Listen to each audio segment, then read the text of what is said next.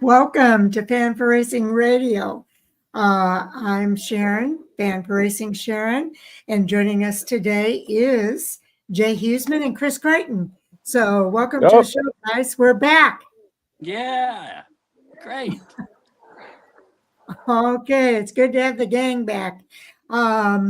So we're ready to talk about some hot topics. Let's start with our first hot topic, which is usually how is the racing at Portland for the NASCAR Xfinity and ARCA West Series, the NASCAR Truck Series and Cup Series at Darlington, and the ARCA Menards Series out at DuQuoin. So your thoughts about that, Jay?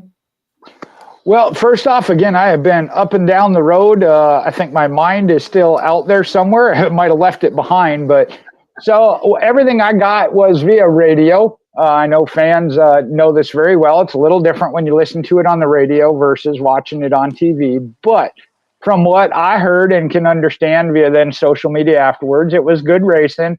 I know the Cup Series, again, had a little bit of, if you will, domination by one driver with Chase Briscoe.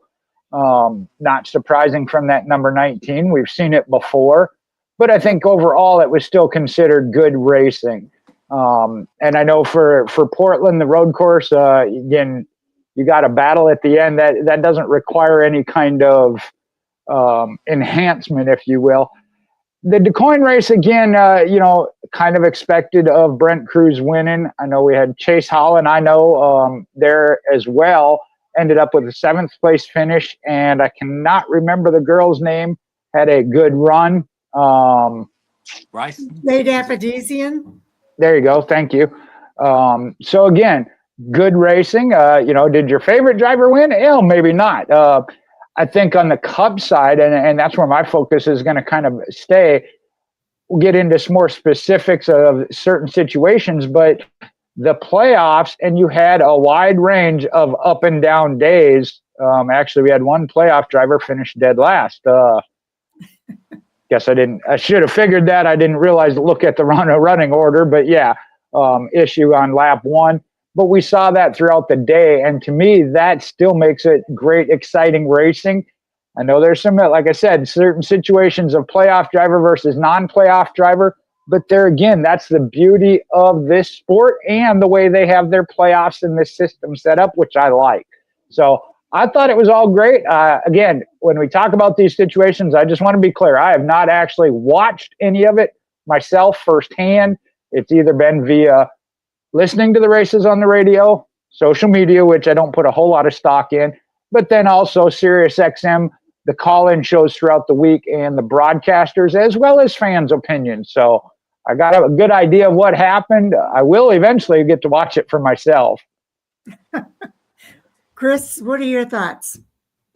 Well, okay. First point, you don't have to have a big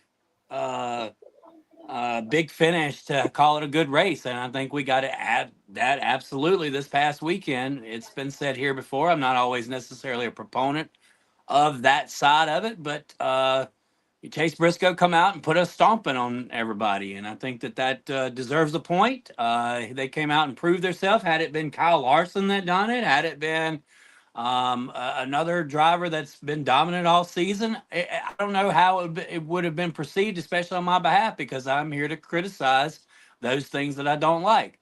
And which moves me to my second point. I love this kid, Connor Zillage. I love him, right? It's a great kid, and really. He's going to be one to watch for the next several years. But come on, NASCAR. It was the last lap. The kid pulled some crazy move, went in and avoided the chicane and come out 4 car lengths ahead of everybody. And it wasn't penalized because it was an approved spot. We got to do better than that. I know we're not going back to Portland, but it just seems like people are taking advantage of certain rule sets that are designed to keep from penalizing you too bad if you get pushed off the racetrack, which is something, it goes back to the yellow line at Daytona and Talladega. If you get pushed below the yellow line, then it's not a penalty. But if you choose to go below the yellow line to make a pass, then it is a penalty. And I think that what Connor Zillage did on Saturday's Portland race was not necessary. And I think that he kind of got away with one there. That's just the way that the rules are written. And look, the kid's got a lot of attention this year, and he's been hurt a couple of times already, and gone out and really just made a name for himself in that junior motorsports car. It's going to be tough next year with the transition of going to a team that is not necessarily going to be an upfront name, household name from the word go. He's going to have his struggles just as everybody else on the Trackhouse team has. But all in all, with all the racing that we had throughout the weekend, but by no means was I disappointed. I thought it was great racing all the way through. I'm going to miss Portland. I think it's one of those road course racetracks that actually makes sense for NASCAR, not one of those that like a Sonoma or a COTA where it's long and drawn out and cars are separated by, a second and a half from start to finish. So, all in all, Portland, I think, has been a really good race every year that they've raced there. And so I have no issues with that. I didn't really get to watch much of I think I watched a little bit of the truck race where they were at Darlington, right? They raced that morning. Of course, it was kickoff of college football too, so you have to weigh into that. That was their competition. Yes, that's kind of a tough one there, especially as it's the first of the season. But the racing that I seen Sunday was passing on the racetrack, people, strategies, all the things that you want to see. We had a wreck on the first lap, which kind of threw a wrench in the bucket and, possibly could have eliminated one driver, at least already, from the playoffs. But who knows? We may see a rebound. How far can Chase Briscoe take this thing? Like, he's been 6 poles. What was it? 6 poles, 2 wins. He's had a quiet, decent year.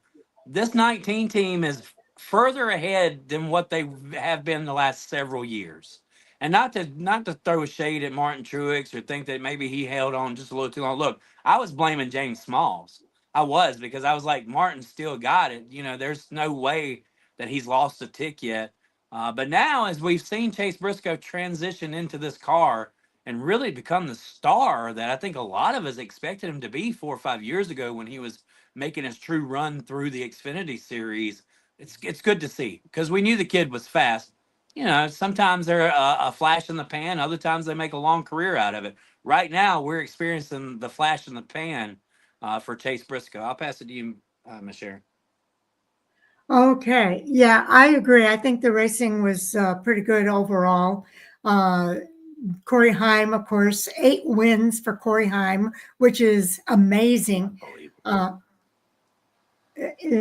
For him, I'm really happy to see him have such a great season. And it's history making. I think I read a stat somewhere where nobody's had that many wins in as short a time as he has had. And he has a lot of wins in a very short amount of time with his career with NASCAR. So we're watching history in the making with Corey Heim.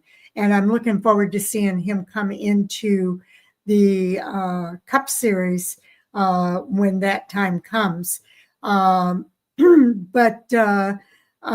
it makes it hard because you can't see anybody else really come up with the wins. And we know that some have gotten away from Corey Heim. He probably could have had a whole lot more races that have been won, but he had a few that slipped away. So I do think we're seeing another driver that's going to be one to watch as he moves up the ranks within NASCAR.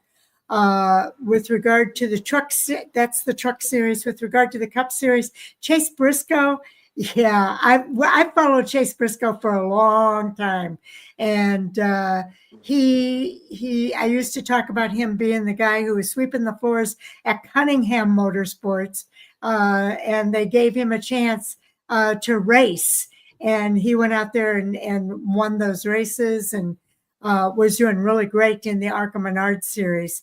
And he is a really great guy. It is good to see somebody who is a really great guy doing so well within the sport. And I don't think it's a surprise that Chase Briscoe is winning. I think he's been building up to this all season long. He's gotten a lot of poles. He's gotten a lot of second place finishes.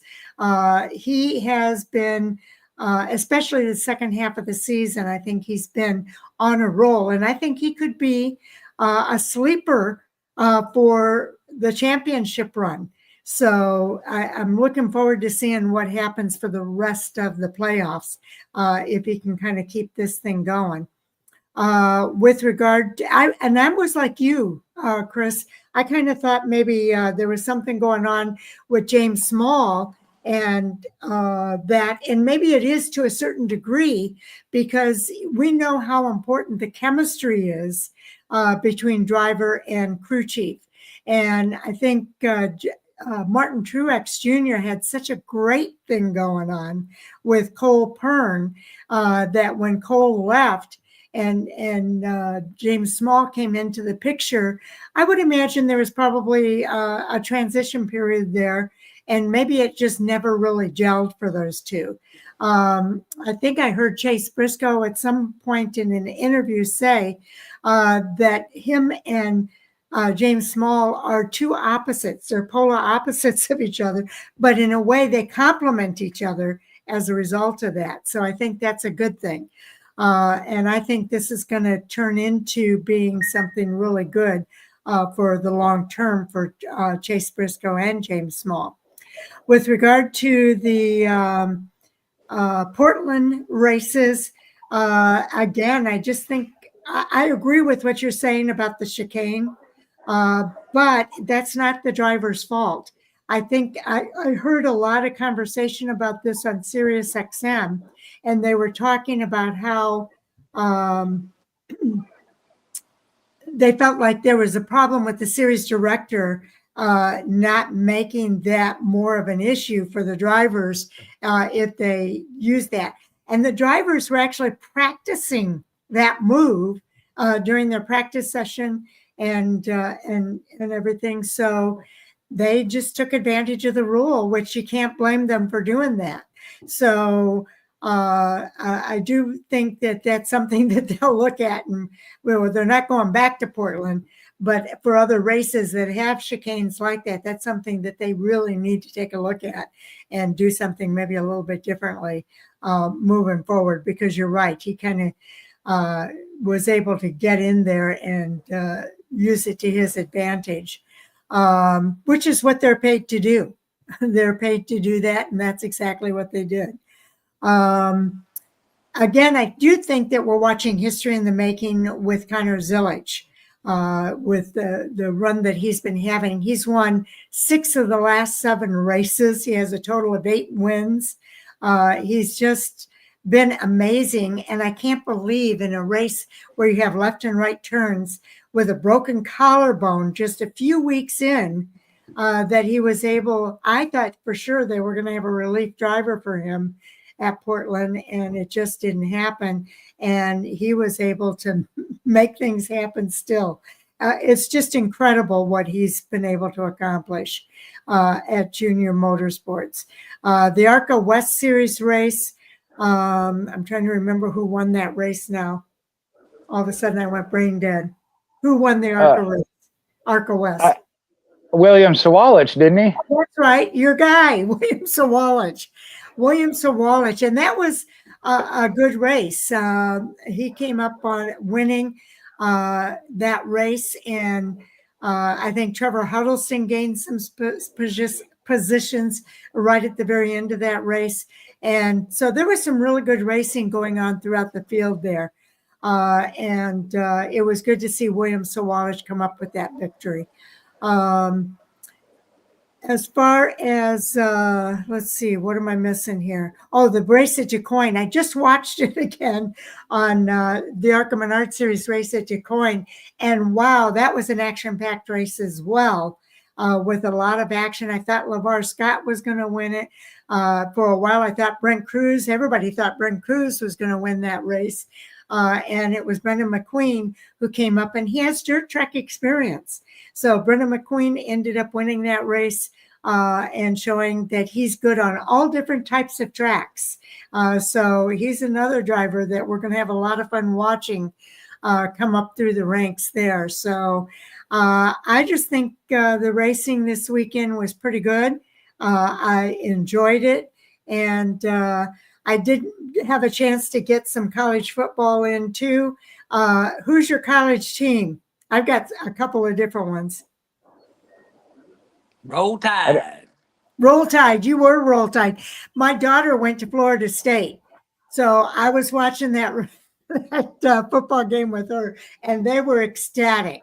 So yeah, that was pretty exciting. Still licking my wounds. Hush. Huh? Yeah. I'm still licking my wounds. I know. I felt bad for you guys. But yeah, it was, boy, that was a fun football game to watch. And then my son, of course, is down in Austin, Texas. So, he watches the Texas Longhorns. So I had the good and the bad and the ugly there. Yeah. Well, I'm a Manning fan, so I fell right into that as well. I'm a lifelong Manning fan. So of course I'm pulling for Arch, and then he goes and throws a bogey too. So I don't know, man. It didn't start off too well. Week 2 can't be as bad as week 1. There you go. Okay, back to NASCAR for the next go around. Do you have any follow up, Jay? Well, y'all hit on some points, and Sharon, you went in the direction I was going to go. I'm not necessarily here to critique. However, there was an issue with what you talked about, the chicane at Portland. But if you are going to criticize, make sure it's in the right direction. Again, Connor Zilisch did nothing wrong. He did what was required, and I don't know that he did it intentionally. There was some pushing and shoving. Again, I listened to it on the radio. I haven't watched the replay of that race yet, but that he got put there. However, he was prepared for it. You mentioned that I think Chris maybe said it. They had actually practiced it during practice for the race, which case you're right. I think NASCAR should have stepped in and done something about it. After the fact, it's too late. You can't say, hey, we should have changed the rule. We didn't, but we're going to penalize you anyway. So they were put in a position where they had to let it go. But the one thing I look at, again, don't hold it against Connor Zilisch. As Dave Moody said, does this seem to be a driver that needs anybody's help to win a race? No. It happens if they were to race, and I know I had that listed as a separate issue of not returning to Portland. But at any other track, if you're trying to negate something or make it a penalty, you got to make it a penalty. We talk about that when you talk about penalizing a team financially versus points wise. The financial isn't really a penalty. Suspending the crew chief for a week isn't really a penalty. So yeah, you got to make it a penalty that it is worth it, that they're going to go, no, I am not doing this ever again in my life. But yeah, I just hate to see it go against Connor Zilisch because, again, he didn't technically do anything wrong. With that, the other ones that you talked about I would say from what I heard of good racing, we saw some of the domination. And when we go through this, whether it be Jimmy Johnson, Corey Heim, Connor Zilisch, it's tough to understand greatness while it's happening because we get tired of it, and I was that way when it came to pro football. I'm not a big college football. If you notice, I just stayed quiet during that whole conversation. And I laugh at Chris enough, so I didn't want to rub salt in that wound. But the pros, the New England Patriots, people just wanted to see them get beat. But now when you look at it, and I'm a Dallas Cowboys fan, so I understand that. You just want to see them get beat just because they are always winning. That happens. I get it. And I was a Jeff Gordon fan, and I understand the anti-Jeff Gordon fans when it came to that.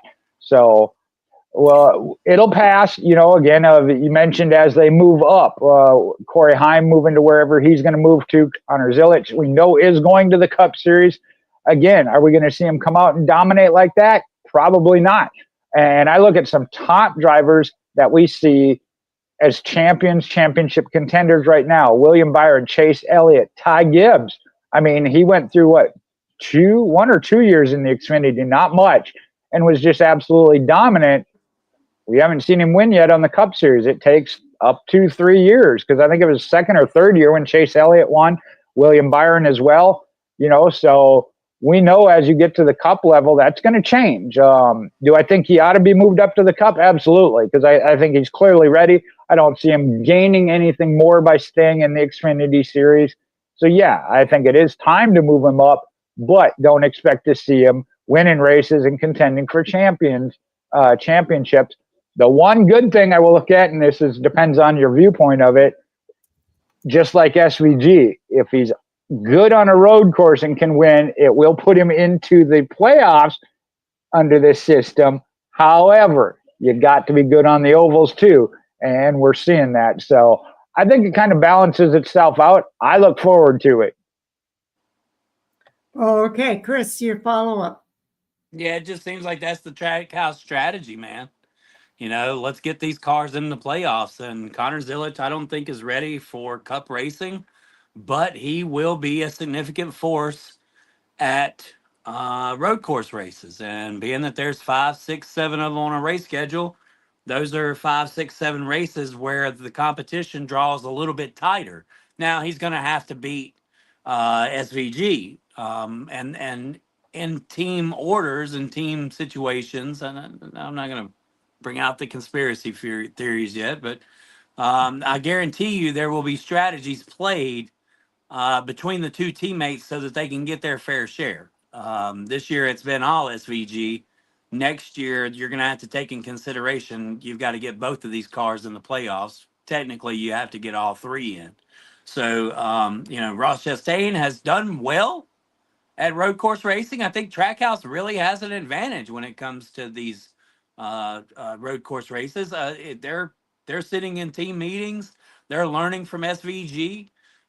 So you know that's going to be a significant point for them next year is to run good at these road course races. But the Zilic is definitely it's too early. We've watched even a young man by the name of he's a 3-time champion. I think most of y'all know him as Joey Logano. He didn't necessarily have a good start, and basically he got fired because he wasn't good enough. And then he went to Penske, and well, we've seen a 3-time champion born. So we're gonna have to have patience with Zilic. I hope that Trackhouse has the next 5-year plan laid out, even if that means a new manufacturer, which I think is a necessity, unless they are in direct partnership with Hendrick. The RCR, ECR partnership, I don't think is. I mean, why do you want to be with ECR when you can be with Hendrick Motors, right? I mean, that's where I would be at with Trackhouse, but we'll see how that goes. And look, to jump back over to Chase Briscoe real quick. Corey, first of all, let me say something about Corey Heim. Wow. What if we get these two guys, Connor Zilic and Corey Heim, in the Cup Series in the next couple of years, and they completely rewrite history books? Yes. I mean, we could be on that verge, right? So let's not forget about Corey Heim and what he's done. You know, did you say 11 truck wins or 8 truck wins? 8. But he could have had 11 for sure, because I know of at least 3 other races where he was messing around. I almost said a word there with Lane Riggs. I think them two have kind of caught each other a couple of times. So Yes. Parts failures, all kinds of things. I mean, he has lost as many, I think, as he has won, honestly. Yes. Right. And Lane Riggs has been competition for him. Right, he has. He's been there. He's knocked on the door quite a few times. But back to Chase Briscoe, what an awesome spot he's in right now to capture that first transfer win. It gives him 3 other races now to breathe and just make points. You don't have to push yourself to get locked in. You are locked in. I'm not saying that you take the accelerator. You don't back off the accelerator, but you're able to take a couple more chances. You're able to. Denny Hamlin claims, and I'll follow him. Last year and this year, he said 3, 3, 3, and 3 or whatever. Finish third every single time, and you're guaranteed to get locked in. So that's going to be what Chase has to focus on is his consistent finishes from here out, and then work on what can transpire in the next round. But outside of that, I think I'm pretty good on this subject.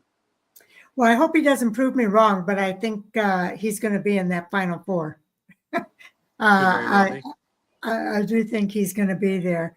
I did want to just let everybody know that the people that are listening, feel free to tell us what your thoughts are about the racing this weekend as well, because we like to make this show very interactive, and we love hearing from those that are tuning in and listening as well. So tell Sharon, us are what you are. with that? Are you sure you're live? I can't get in the live chat, and I don't see your comment up there. I see it on our screen, but I don't see it on the chat panel, and I can't get in there first. I don't know if there's something you can do about that right now, but yeah, I don't see it as available. No, I see it up on the live chat. Okay. It's there, so I'm not sure why you're not seeing it. But anyway, we just enjoy the interaction with you as the fans as well, because we're fans just like you, and we're just giving our thoughts, but we want to hear your thoughts as well. But Chase Briscoe, yeah, you make a really good point. But winning that first race in the playoffs is a big deal. And same thing's true for Corey Heim, because he won the first race in their playoffs. So the Xfinity Series, their last race of their regular season happens this weekend at WWT Gateway. And we're going to find out who are going to be the 12 drivers that will be competing in the Xfinity Series playoffs. And so I think they start theirs at Bristol. So it's going to be a lot of fun watching these playoffs. And I know that's one of our topics. I don't want to get too much into it. But I just thought the racing was great. I think we are seeing history in the making. And I know it's hard when it's happening. Jay, I think it was you that said, you know, when it's happening, you want to see somebody else win. And I know I went through Jimmy Johnson fatigue. And I like Jimmy Johnson. I loved watching him race, but I got to where I wanted to see somebody else win some races. So I understand what that's like. But if you can, just try to appreciate the greatness that is happening in those two series right now. And I think we've got a couple of drivers coming up through the ARCA Menards series. I think about Brent Cruz. He's another driver that when he gets up here, he's going to be one to contend with. And maybe even Brendan Queen, if he comes up into NASCAR, he could be somebody to keep your eye on as well. We'll have to see what happens in the future, but we've got more coming. So I think the future of racing is in good hands with the talent that's coming up. So I don't have a whole lot more to say there, but Jay, what are your thoughts? Or final thoughts? No, you started us. So tell us what our next topic is. All right. Well, let's go down the start there. I talked about it of the range when it came to playoff drivers, and we'll start at the top. Hendrick Motorsports as a whole, they did not do very good. Again, I have not watched it or seen it, but I heard the Alex Bowman pit stop, a 40-second pit stop, was a Keystone Cops type situation. So yeah, well, are they coming apart at the seams? We know Penske has a tendency to do good. They didn't exactly blister anybody here. So is there going to be a changing of the guard? And what we view as, Sharon, you already said it, of, you know, Briscoe going into the Final Four, the Championship Four. And I know that Bowman's pit stop was listed as a different topic, but maybe tie that in. Of what we see now after one race, and I know it's early. Again, mistakes happen. I get that. We don't see it from Hendrick Motorsports a lot, but just as an entire organization, yeah, it's like they really struggled at Darlington. Okay, Chris, you're up. Your thoughts? Yeah, I mean, how do you go from you finished first, second, and third in regular season points to all of a sudden, oh my gosh, hit the panic button. Hendrick didn't run good at Darlington. If you'll look at the past previous finishes, Darlington's always had a variety of better finishers from the back of the pack guys. I'm not sure why certain racetracks you have these second tier teams that do a lot better. But obviously it's resources that are being put into certain types of tracks where Hendrick has it figured out. This is one of those tracks that they don't have figured out.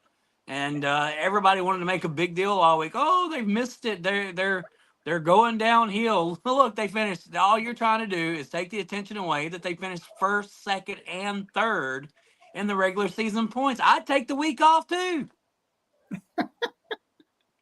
And I agree with you. I have the advantage too of having done the fantasy report with Taz this week. So when we went through the fantasy report, we were scratching our heads saying, why do they have William Byron up there? Why is Kyle Larson got such good odds? Why? Because when you look at their stats for Darlington Raceway, they are not good. No. They are mid-pack, not good stats for Hendrick Motorsports. So I don't think there's any reason to hit a panic button at this point. And you know what? Taz scored like 95 points on his fantasy league this week, and I went with the top 3 contenders and scored like 17 total points. So I mean, yeah, Taz knew what he was doing, and he played those cards right. Thanks a lot. You got to listen to our fantasy report. We would have told you, don't pick a Hendrick Motorsports driver. And we said that during the fantasy report this week. And same thing with Ryan Blaney. We said the same thing about Ryan Blaney, and he finished in the middle of the pack. Now, what they can be embarrassed about, though, is that pit stop. That Alex Bowman pit stop was embarrassing. They had an air gun that didn't work, and they didn't have the backup ready to go. And so it took them a while somebody had to run back again and everything. And at 40-second pit stop, that is just incredible. So if they're going to be embarrassed, I would be embarrassed about that. And that's the pit crew. They've got some work to do because that's something that should have been addressed in the pre-race preparation for the race. So the pit crew has a lot to be embarrassed about there. And I'm sure that they are ashamed and doing everything that they can to make sure that that doesn't happen again. But as far as the performance for Hendrick Motorsports, I wasn't expecting Hendrick Motorsports to have a good run at Darlington Raceway. They don't have good runs at Darlington Raceway. So I don't think there's any reason to hit a panic button at this point. I think they're going to show up before this is all said and done. And we're going to see them contending. My complaint, and I've expressed this before and I'll express it again, my complaint about Hendrick Motorsports is the number of times that they have been addressed for pre-race infractions. And the latest one was the most blatant infraction, as far as I'm concerned, with William Byron's crew after the pre-race inspection was caught making adjustments to their spoiler. So to me, that was intentional. And I just think that culture needs to change at Hendrick Motorsports. NASCAR said they wanted to change the culture. If you ain't cheating, you ain't trying. And that's not changing the culture until they do really stiff penalties for this stuff. I think that people are going to keep doing that. The last thing I want to do is crown a person or a team as a championship team, and they've cheated all year long. I don't think that's right. So that's my complaint about Hendrick Motorsports. At this point, I think they've been caught too many times for pre-race infractions, and I don't think NASCAR's penalized them heavily enough for them to stop doing it. And if they want them to stop doing it, then they're going to have to come down with a hammer. That's my only complaint about Hendrick Motorsports. Jay. Well, and I'm not saying hit the panic button, but I certainly am concerned. Again, you're talking about a top tier organization. I understand Darlington may not be their strongest track. The Bowman pit stop aside, I think back to last year too, what was it, into the round of 8 where they had the weight issue, and that's what got Bowman disqualified and thus out of the playoffs, and Joey Logano put back in after he was technically knocked out. That's a trend. Sharon, you say it, of it starting to be a trend and a habit. So that's where my concern comes in. And you hear other drivers talk about it. Corey Heim, going into Darlington, his career average was 20.5. not his best track. He went out and won the race. If Darlington isn't Hendrick Motorsports' best track, do something about it. And I just don't feel like they did. Now, granted, they do have, based on their regular season point standings, have a cushion to fall back on. I pulled up a separate one here. Let me look. Kyle Larson is still 38 points to the good. William Byron, 25.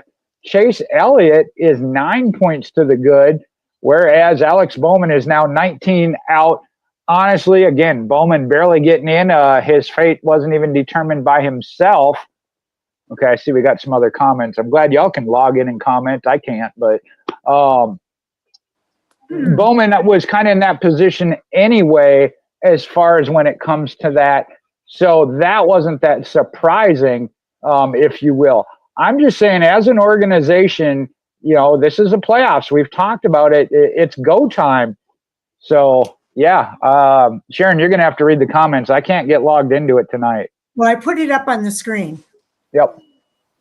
It said, CYTY says, hello, as far as playoff drivers, now that SVG had a bad finish, is there an average finish for him to make the next round? I think you're saying, how much does he have to improve his average finish to make the next round? Is that the question? If I'm going back to what I heard on Sirius XM, they said as far as not losing, what was it, 16 points per race. And yeah, he pretty much used that up here in this first race.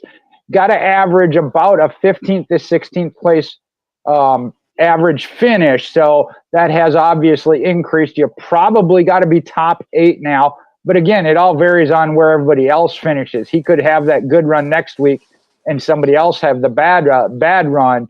But yeah, somebody, I think it was last week with Larry McReynolds and Danielle Trotta, where they talked about that.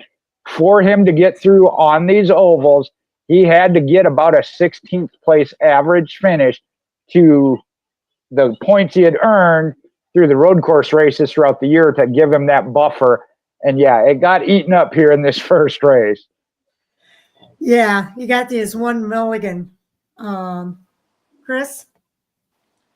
Yeah, I mean, let's jump back to that William Byron situation first. You're continuously allowing one organization to fail an inspection process, and the penalty does not get greater over time. The penalty was ludicrous.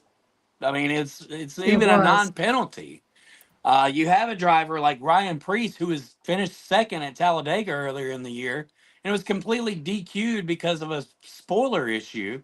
And that was because it was found post-race tech. So this is found after pre-race tech, but before post-race tech. And all of a sudden, it's a minimal charge. And I just find that to be inconsistent. That's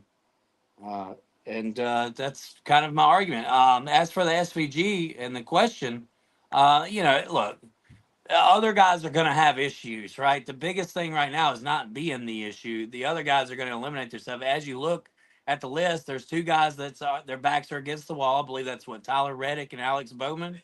Reddick had a little bit more cushion than Bowman did. So, those guys are already facing elimination. Like one more bad race and you can pretty much cook them. They're done. But SVG still got, plenty of time to lag out some top 15 place finishes to get to the second round. But there again, is he going to be a legit contender at the end? I'm not so much for saving grace and letting him go on to the next one. We knew what position he was put. I believe Josh Berry is the other one that's in really deep trouble. There you go. Right there now you go. It's Chase Elliott and Shane Van Gisbergen, right? Okay. Wait, if you're talking but points wise, it's Alex Bowman and Josh Berry are 19 out. Reddick actually went from 14th to 4th. He finished second and actually moved up. He's 35 to the good. He did his job this weekend. I got Reddick messed up with that. Yeah, Reddick was caught up early in that incident and actually rebounded. Thank you, Jay. I was thinking of Josh Berry for some reason. I said Tyler Reddick. Thank you for fixing me on that one. But yeah, I mean, just leg it out and see what happens. Is SVG a legit contender for the end of the year? championship? I think not. And imagine the uproar if somehow he did leg it out and was the champion. Then they would be like road course hero or whatever. Road course diva wins cup championship. How would they even explain it? So, there we go. There's Now your, I have bad eyes, so and I'm not pushing that on my TV. Here, I can just transfer it. let me see if I can make it bigger. Can you see it?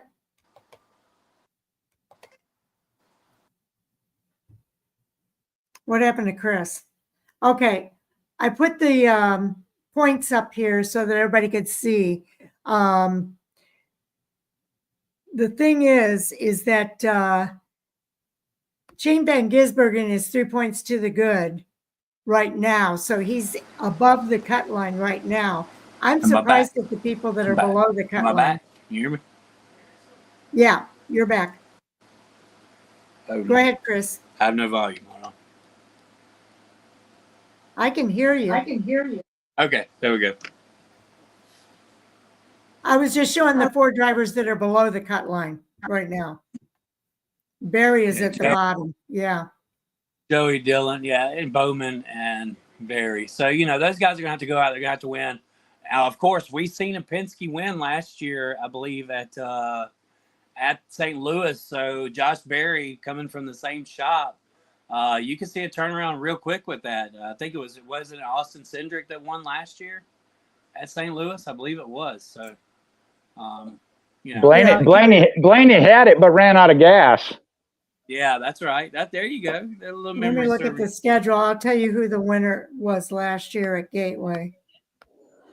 Give me a second. At Worldwide Technology Raceway. I just remember it was Blaney that had it under control, but ran out of gas. Oh, Bristol.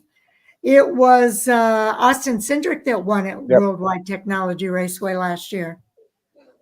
Yeah, so John Kelton, Josh Berry out. I don't know where Berry finished there, but definitely we've seen a trend with certain teams running well at certain tracks. This is another one of those tracks. And look, we bitch and complain about NASCAR this and NASCAR that. I think they did a really good job at really making some different types of tracks in the round of 10. Like, right? I mean, can we give at least a little bit of kudos to having a Darlington in the playoffs, having a St. Louis in the playoffs? It's added a little bit of diversity. It doesn't play into one type of racetrack as we've seen in years past with the 1.5 mile cookie cutters. Look, it's definitely, there's been, I think each of these playoff rounds has some type of wild card factor in it. And that's I think that's good. Like, I'm so over Mark Martin being completely against completely against the playoff system in favor of a 36 race playoff system. Race championship system. When back in his race days, we didn't really race, but 32 races.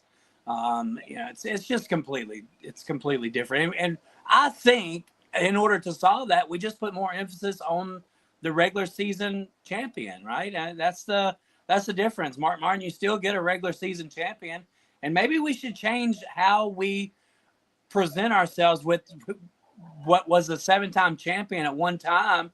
Well, it's a different point structure now. It's a different strategy to play into the championship. Maybe we should just let the Richard Petty, Jimmy Johnson, and Dale Earnhardt 7 Cup championship theories lay at rest, right? And create this new system where we do have multiple champions and champions that are not necessarily the guy that you would expect at the end of the year, like Joey Logano last year. If there was ever a wild card, it was definitely last year with Joey Logano. I'm not opposed to that. Well, and what about the year that Tony Stewart won it? He said he didn't deserve to be in the playoffs and was really admonishing his crew chief and everything, and then went on to win 5 of the 10 races in the playoffs. So with a fired crew chief. He fired his crew chief. That's right. Darian Grubb. So I think that's what playoffs are meant to do. to have those kind of surprises. Jay? Well, to tie into the points thing, kind of got off on a separate topic there, but I find it ironic that, and Chris, you weren't here last week or the week before when Sharon and I were doing the show by ourselves. I said it. You can't blame Mark Martin. I know he's been advocating to go back to that point system. The issue with the fans following is it's Chase Elliott now that has said he wants to go back to it, and fans are just going to follow the most popular driver. I know Christopher Bell made some comments too, and he borders on what I've been saying of maybe then for your championship 4, you make it 3 races, not just 1. And I am in favor of that, but I am not with the group going back to the old system. What I find confusing, and the same with everything else, fans don't know what they want, is when it comes to a single race. Oh, we don't like to see one driver dominate the race and win and just blow everybody out of the water. But yet we want to see that in the points and there not be a shakeup at the end where 4 or 5 have a chance at it. You do in each race, but you don't in the points. I don't understand it. I just, it's confusing to me. But no, and I don't think we ever will go back to that season-long points. There's so many factors that come in. We want the money for the television deal. They got to pay that out. Part of that is this playoff excitement.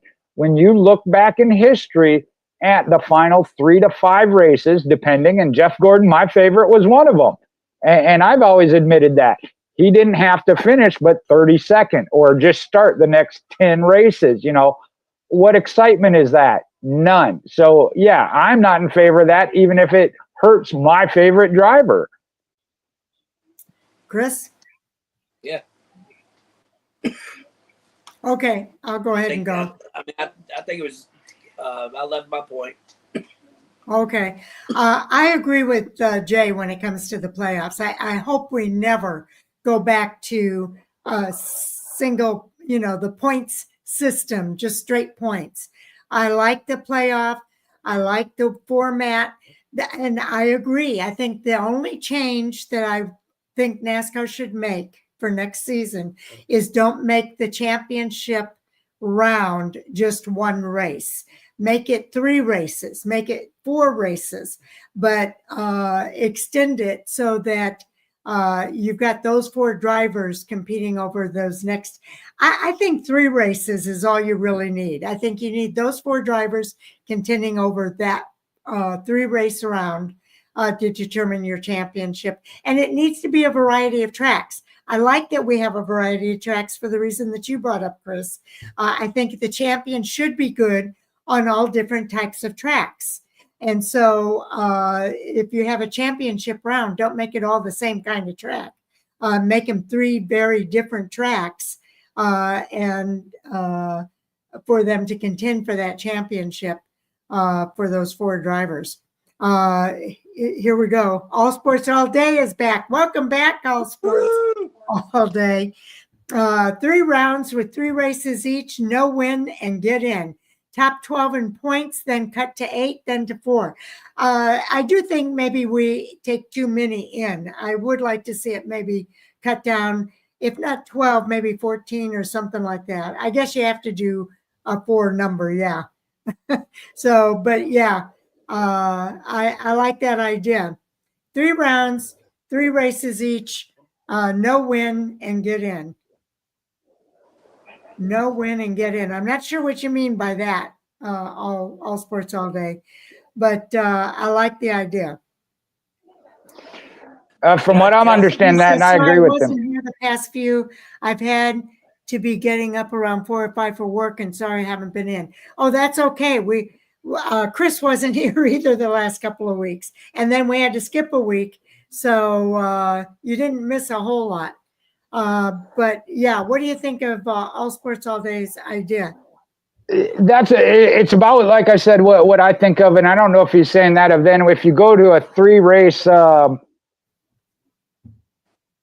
He's going 3 rounds, 3 races overall for everybody, no win in advance. Ooh, that I don't know if I can fully buy, because again, you do want to put the emphasis on winning, and I think NASCAR did a great job with that. The bonus points they give throughout the regular season, we've seen that.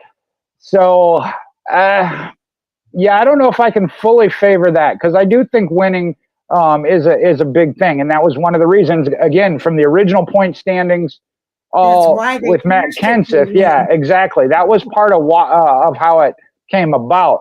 So I don't know if I can fully buy that, but I do like the track he's on with that, though, of at least of narrowing it down. And again, at least the championship round not being one race.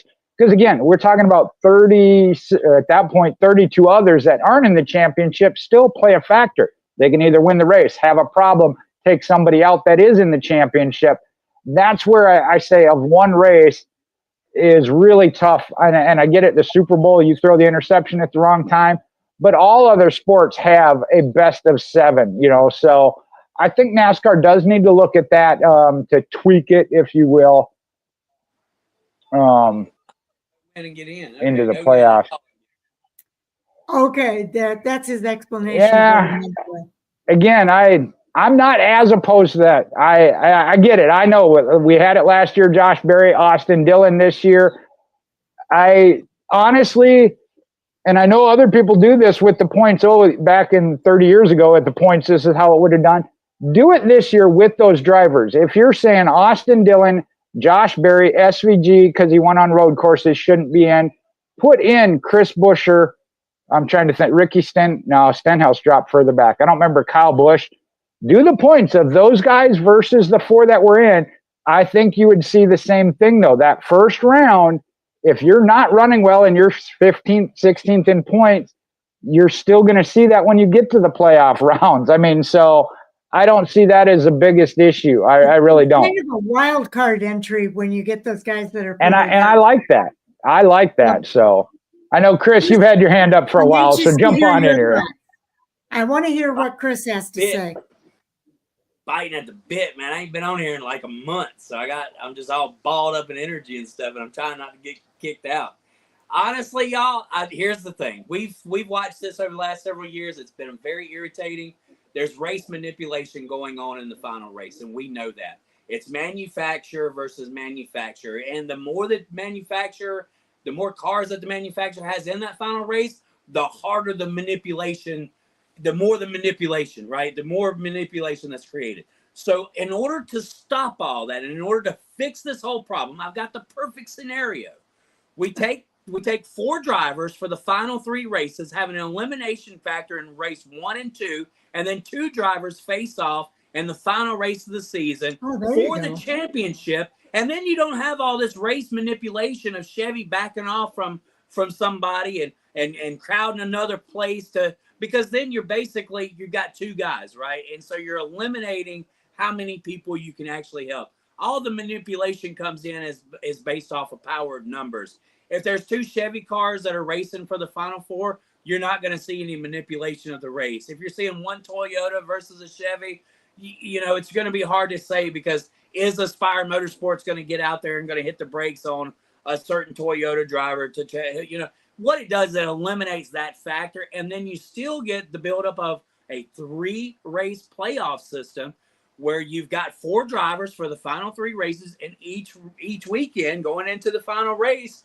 you have an elimination factor. So all eyes are going to be on the top 4 guys for 3 races, not just 1. What do you guys think about that? Well, All Sports All Day likes it. Again, I don't know if I can fully buy it, but I think you're on a good track. Getting down to 2, like you said, it might eliminate some of that manufacturer. I don't know if I see full manipulation, like you said, but of bringing it down, starting with 4 and then 3 races and getting it down to 2, I could get on board with that. I really could. I do think that NASCAR has put a rule in place for manufacturer manipulation, and they've been pretty much put on notice of that's not going to be tolerated. So I do feel like we did see some of that already this season, and I know we saw it last season with some of the Hendrick drivers holding up the field to protect their driver. But I'm not sure if that would eliminate that anyway, because you're still going to have drivers that are part of the same manufacturer that could do something that would help their manufacturer make it to that next round. So he says, I agree with Chris, but you have to figure it's the TV deals, branding races as playoffs gets more viewers. NBC wants as many playoff races as possible. That's the only thing against Chris's idea. And you're right, that is all part of it. When we knew who the champion was going to be, nobody was watching. So the playoffs has brought viewership throughout the playoffs for people to watch. So yeah, I would still want to have Very great. just you would cut it off with 3 races to go for your Final Four.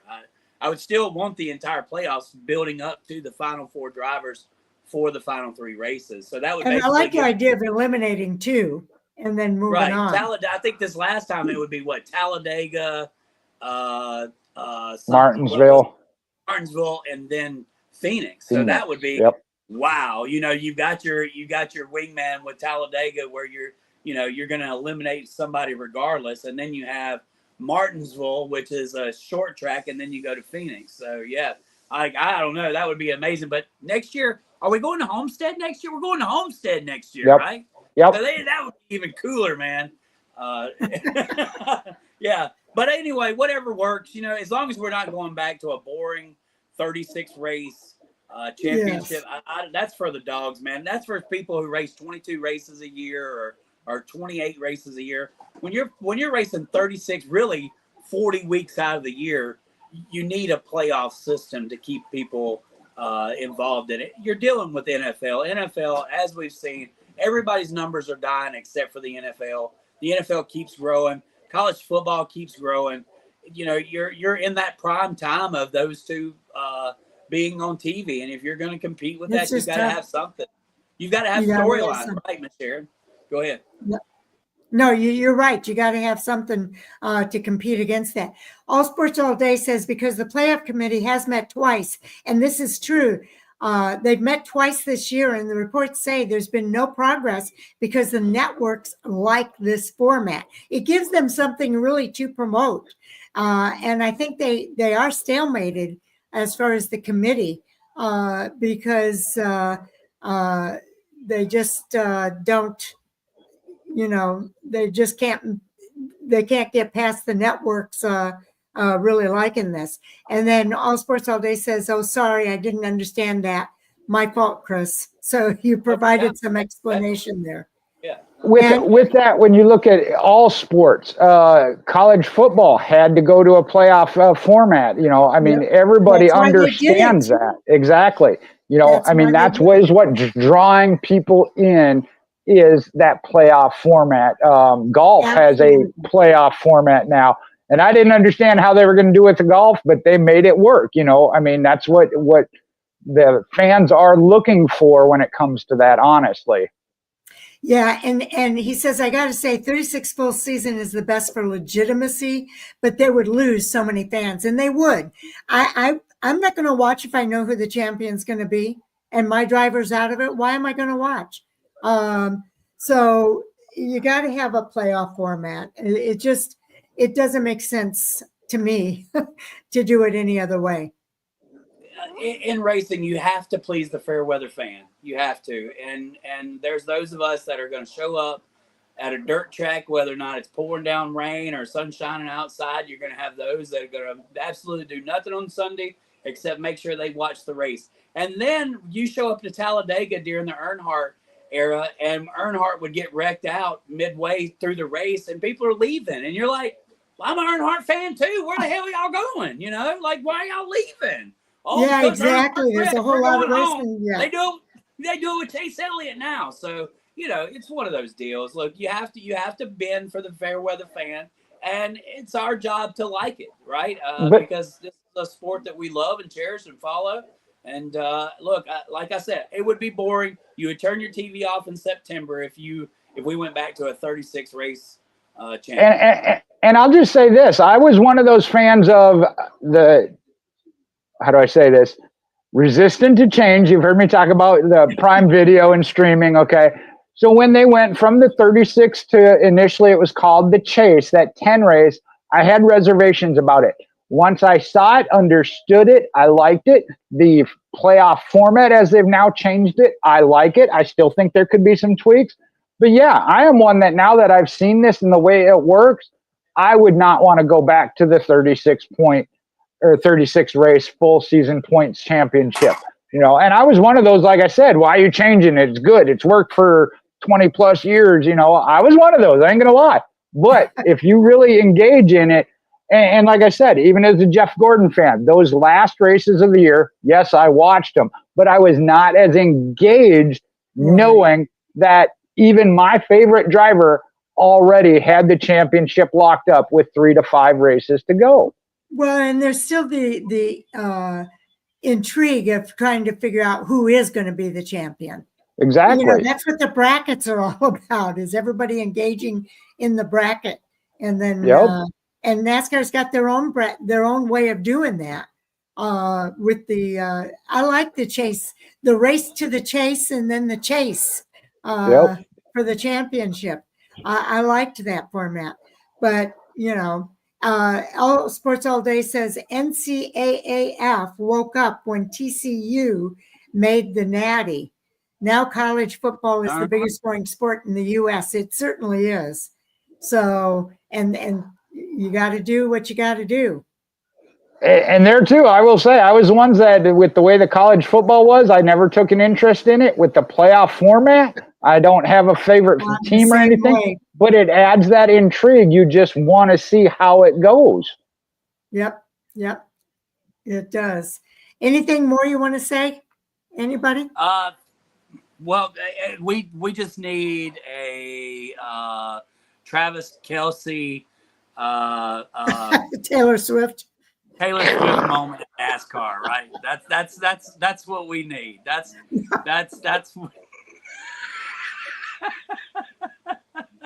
Sharon, what's our next topic? Chris, what's our next topic? Let me check it out. Oh yeah, let's jump silly season, man. Come on. Justin Haley, Daniel Suarez, Ricky Stenhouse has officially announced that he is not in contention for the number 7 ride. The hot seat is on Haley. Haley is hot. He's out. Who's going to sit in that number 7? Let's start with you, Miss Sharon. You've been mighty quiet today on your opinions. How about you? Who do you think is dawned to be in that 7 machine? Well, I think, Justin Haley's had an uptick in his performance. I think he's fighting for that seat. So we'll see what happens. It's all rumor right now. They're saying that Daniel Suarez is maybe waiting in the wings for that seat if they choose to part ways. It's a silly season rumor. So that's the thing that we have to remember. That's the things that we have to remember when we think about these things is, these are rumors that are going around. Some of them are legitimate. Some of them are not legitimate. I do think that Justin Haley probably has been on the hot seat. I think that there has been an expectation set for him to improve his performance or look for another ride. And I think that he's answered the call. So we'll see what happens. But I do wonder, where is Daniel Suarez going to land for next season? And I think that there are some thoughts there. And that's a good point. All Sports All Day brings up some really good points. He lost his crew chief, car chief, pit crew in the first 9 weeks. What do you expect? I think everybody overhyped his few race stretch with RWR last year, but I would give him another year. Okay, so what are your thoughts about that? I would agree with you that I think we should give him another year. I think he's had to go through a lot of changes. They have stripped him down, and he's had to go through a lot of adjustment there. Jay? Jay, Jay, because I'm gonna take this thing to another planet. Watch and see. Well, I really thought we go to another planet, Jay. Yeah, I'm not saying I'm staying on this planet either, but reference what all sports all day said. It's a different direction from what I was going to use that same reference though. I think that Justin Haley is out. It may not be official, but this is one of those of the rumor. There's enough smoke. I think there's fire underneath. I think at this point he might be showing off his talent to try and get another ride. I think, as you mentioned, Sharon, I think Daniel Suarez may be at the top of the list. Whether that's penciled in or not, I don't know. But I go back to, and now I can't think of the crew chief, Rodney Childers. I had to look down. Him. I don't know why I had to look down to come up with it, but I got it back in my head. I think that was part of the problem when Childers signed to go over there. He was expecting to work with Randy LaJoie. And all of a sudden they made the decision, hey, it's going to be Justin Haley. And again, this is my opinion, so take that for what it's worth. But I think Rodney Childers said, hey, this isn't who I signed on to work with, and it ain't working. We're going to go our separate ways. They both were polite about it and whatnot, but I think that's what was at the core of it. Honestly, I understand he's a very good super speedway racer, but I think Justin Haley has been overhyped from the beginning. Again, he was semi-solid with, was it Colleague Racing that he started with? And again, as improvement was being made there is when all of a sudden he went over to RWR. And again, it's my opinion, but RWR looking for a driver to carry their company, that's not the driver. Daniel Suarez, maybe. We saw that with Trackhouse. He picked that team up by himself initially. I feel like kind of got the shaft here a little bit, but second time that's happened to him. You know, so yeah, I mean, it happens and I get it. Who can bring more money? Yeah. All right. I'm going to let Chris take that one. But I do think that he is out. Who replaces him? That's to be determined. But I really do think Justin Haley is out. Okay. Haley started with Spire. He got the win. Then he, Spire's very first win. Then he went over to Colleague and didn't really do anything. Then he had a flash in the pan moment at RWR, and somehow or another, Spire went from being very happy with Corey LaJoie and signing him to a long-term deal to all of a sudden Corey LaJoie was out the door, and they were bringing Haley back to the number 7 car. At the same time, they let a really good prospect go by the name of Zane Smith, and I've questioned that from day one. So here's my thought and theory to this all. Silly season is going to go down to this court date, because why in the heck would you possibly close up a ride when you may have the potential, and one of the only few, to make a run at a Tyler Reddick, a Bubba Wallace, a Zane Smith, a Noah Gregson, or a Todd Gillian? Like, we are not acting like these guys could be on the free agent block.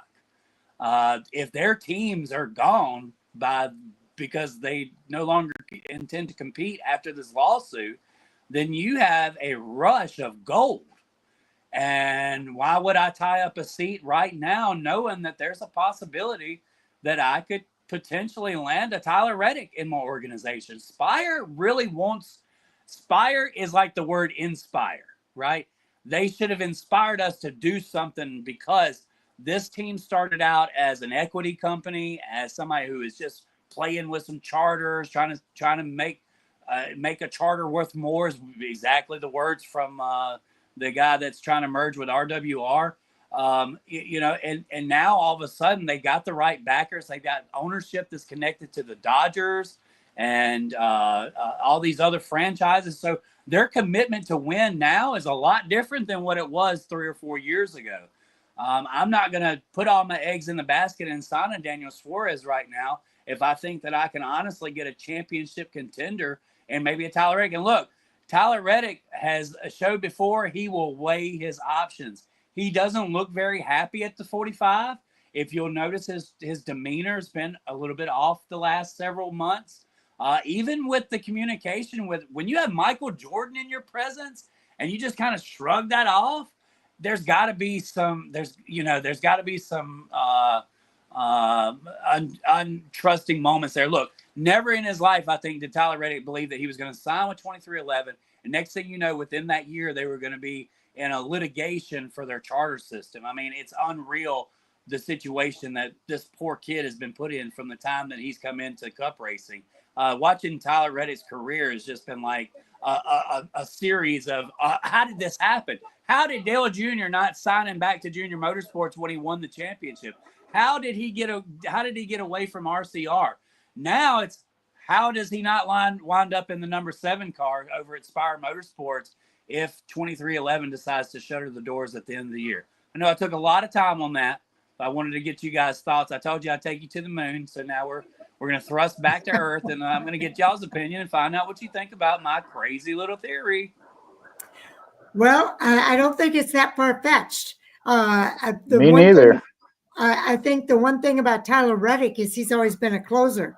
And if you look at the last year or so, he's not been closing those races out. So I don't know if he's waiting for the playoffs to show up or what's going on, but there's something going on there.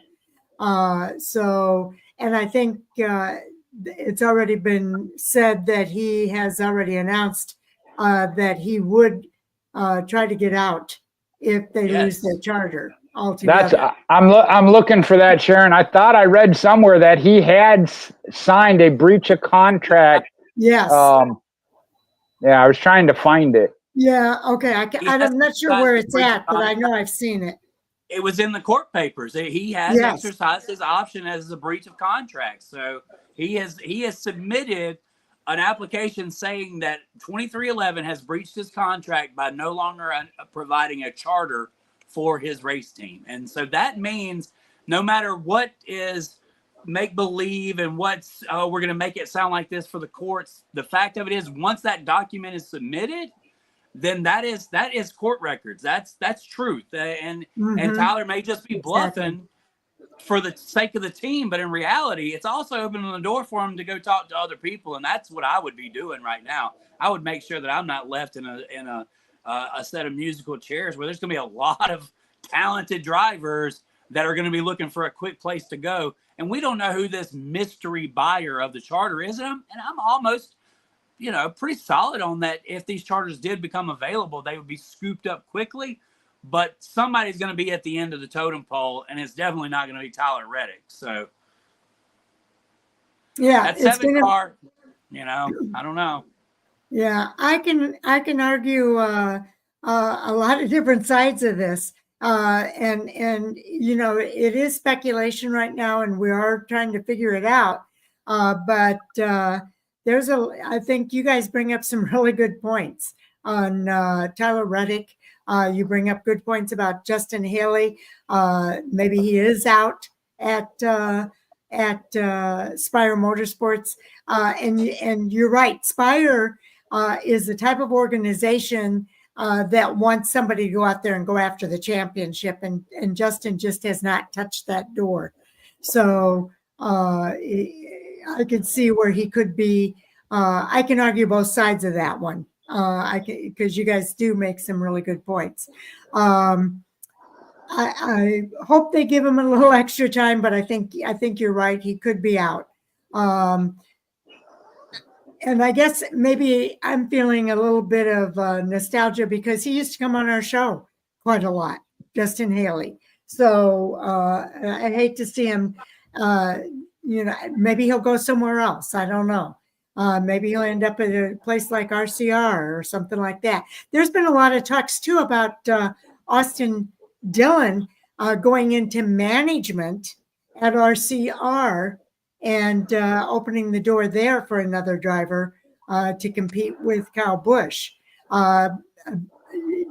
He made some comments in his interview that him and his grandfather don't always see eye to eye, and then they've had some very uncomfortable conversations with one another. So that could be an open seat as well if he decides to go into management there. And it was his idea, by the way, to bring Kyle Busch into the organization, and if he goes into management and they're able to do some things maybe a little bit differently, because I do think that there are some systemic issues at RCR, just like we talked about with Roush Fenway a few years back. I think that maybe a change in management could make a difference for that organization.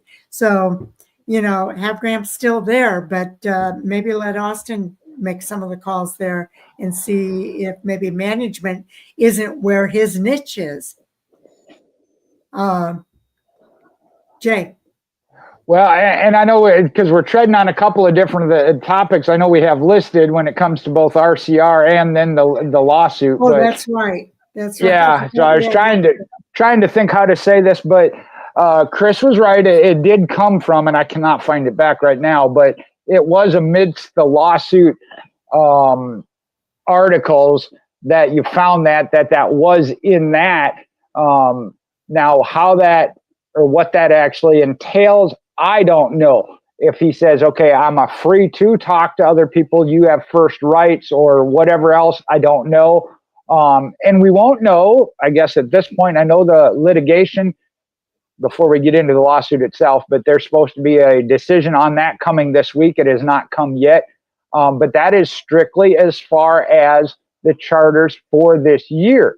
It could still be, or will still be finally determined come 1 December when and if they go to trial, which I do believe it looks like it will. And I'm trying real hard not to go into that topic yet. And I say yet because it's got to come up. I know it does.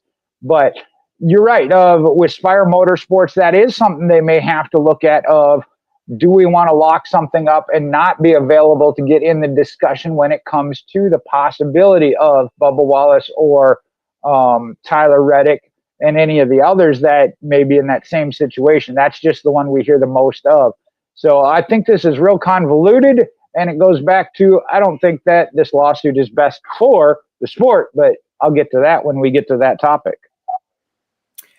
Okay. Now I do want to bring up All Sports says, I think it was Spire who initiated the departure, not Rodney. I think Rodney made a statement pretty much saying it was their idea. I had not heard that, but it is interesting. I think that was one where they just agreed they weren't seeing eye to eye, and so a change had to be made. Mutual agreement, yeah. Yeah, but neither one was happy. If Spire wanted him to work with Justin and he didn't want to, obviously you have a conflict of interest there. Yeah.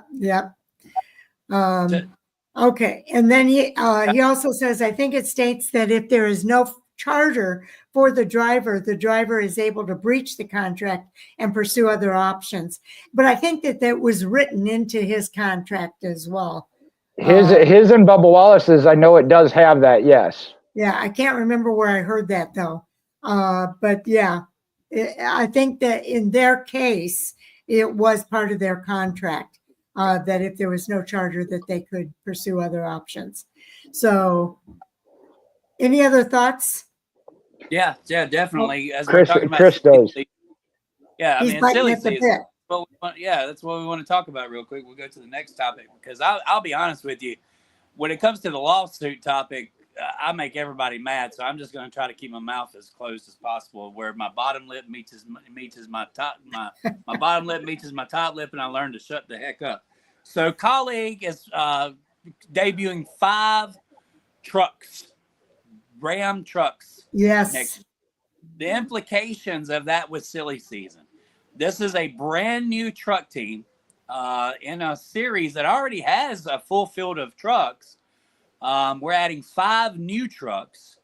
The implications of silly season and where that might land. Anybody want to take a bit at that one? I mean, we're talking about 5 new Ram trucks coming out that are going to need full-time drivers. I'm sorry, I didn't hear all of that. I was typing in the chat room. Yeah, it's 5 Ram trucks, a new team, Colleague, a brand new team. They're going to have 5. They're going to put out 5 trucks, and we need 5 drivers. Oh yeah. Where so who are they going to be? I think they might be some of the up and coming guys like Brent Cruz. We've got Brendan McQueen in the ranks. We've got some pretty talented guys coming up through the ARCA Menards series that could take some of those rides, I think. Jay? So here's. Oh, okay. Go ahead. No, Jay, you need to, because I'm going to finish it with what I have. Yeah. Okay. Well, you're on something, and this is really tough because, again, we're talking about another hot topic I had put up. You mentioned it. Colleague Racing is trucks with Dodge. Ram. You're right. Okay. Now, if they come into the series, it would be under the Dodge. That's where, and that alone is something kind of separate. And I'm trying to keep clear. But Colleague right now is a strong partner / affiliate to Richard Childress. Does this all have silly season implications for 2027?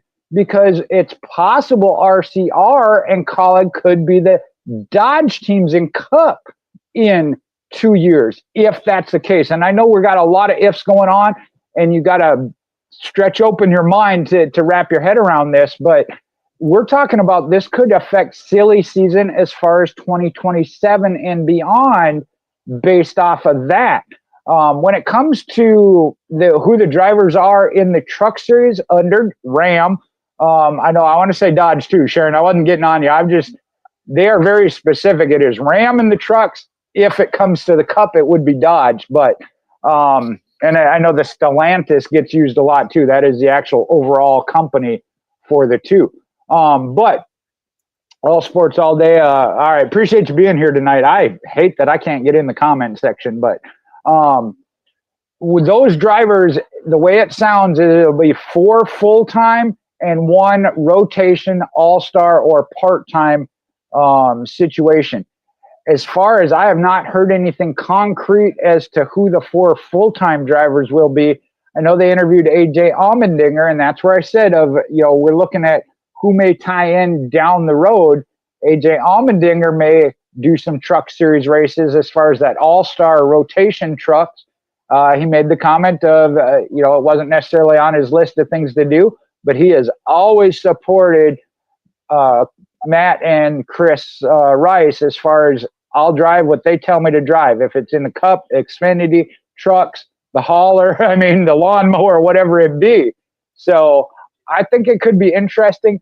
I am waiting to see. Like I said, I have not heard anything concrete as far as who the 4 full-time drivers are going to be, but I am looking forward to whoever it is because I'm going to support them.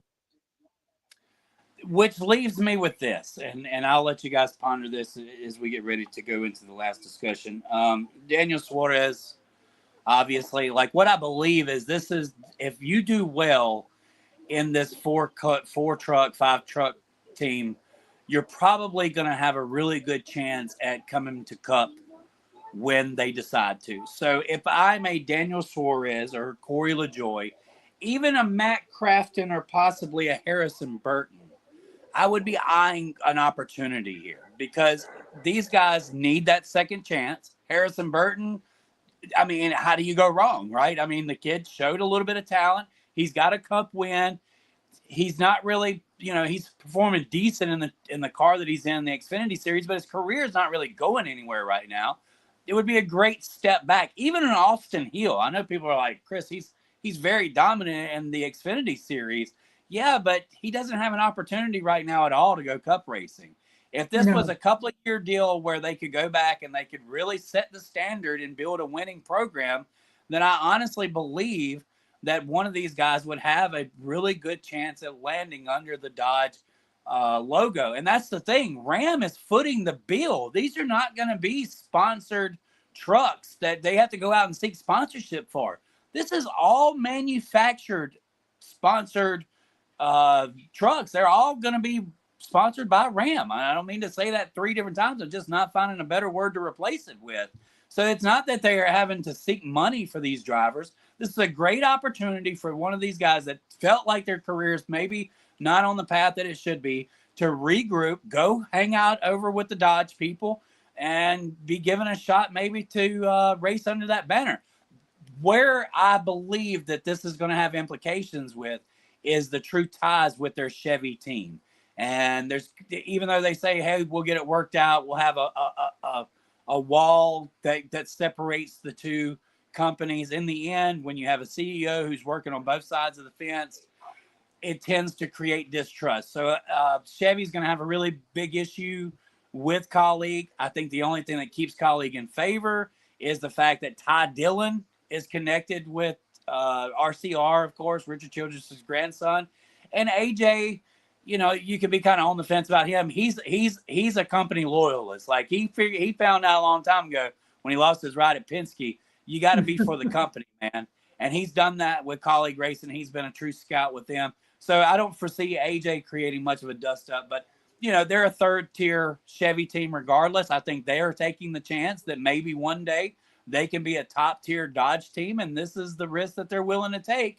And even if that means having to eventually take the Chevy logos off the front of their race cars, which is what happened with Michael Waltrip when he signed with Toyota and was still driving for the Bill Davis team. So we'll wait and see. Those are just some ideas that I have. And in that direction, if you guys want to put any input into that. If not, we'll just move on to the next one. Jay, did you have anything you wanted to say there? Yeah, when you look at it, and you're right, there are a couple of drivers, Daniel Suarez being one of them, and he said he is firmed up or close to firming up his.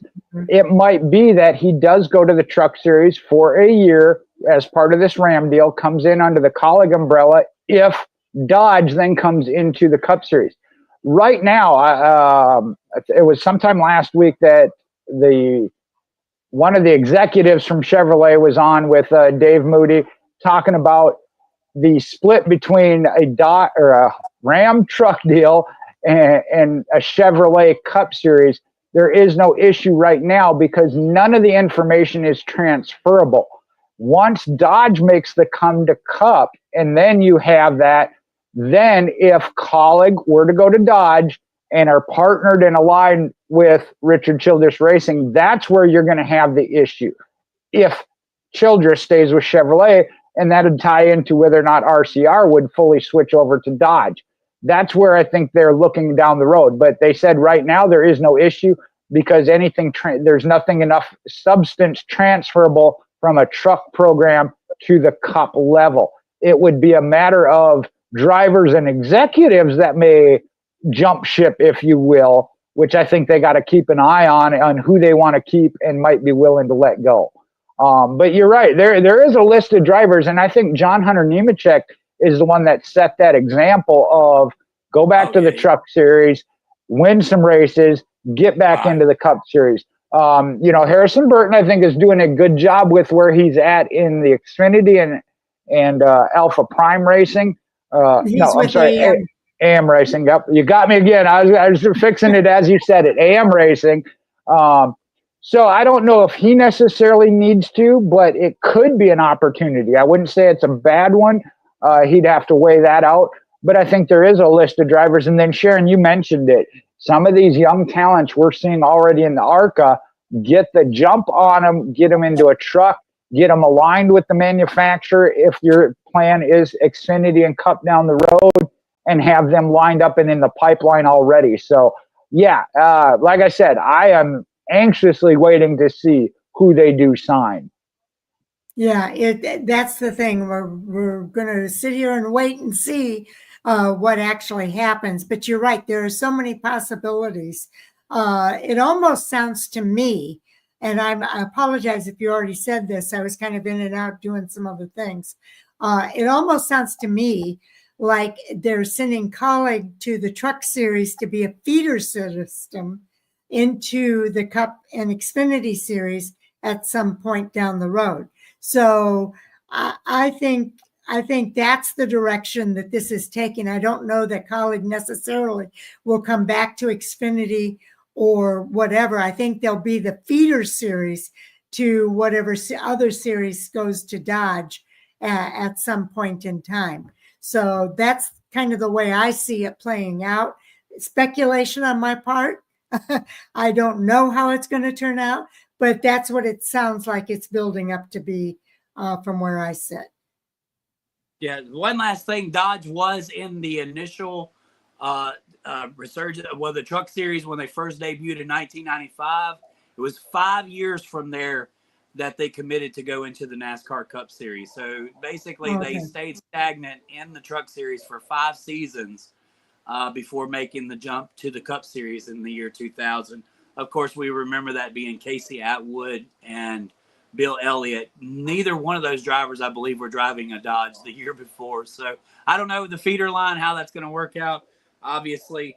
But Dodge needs an engine department, and there's only 2 places that they can go to get one. That's going to be Penske, who has a shutdown engine department, who last built the Dodge motor that they would possibly bring back, and or RCR and the ECR engines. And by name, they're no longer the Earnhardt Childress racing engines as we have known them before. I believe somewhere over the last several years, the actual Earnhardt name has been taken out because it's past the amount of time that they were supposed to stay together. So it would not be an Earnhardt motor going to Dodge for those enthusiasts who think that that Earnhardt would somehow be in a Dodge name. So no, that's not. ECR Engines has a completely different.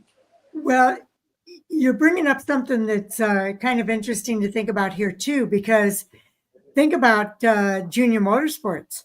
Junior Motorsports is the feeder system for RCR, right? They're working together with RCR. Yes. No. Well, yeah. I mean, they're kind of an open feeder system because we've seen some of them switched over to Ford's. Josh Berry. They are just an open feeder.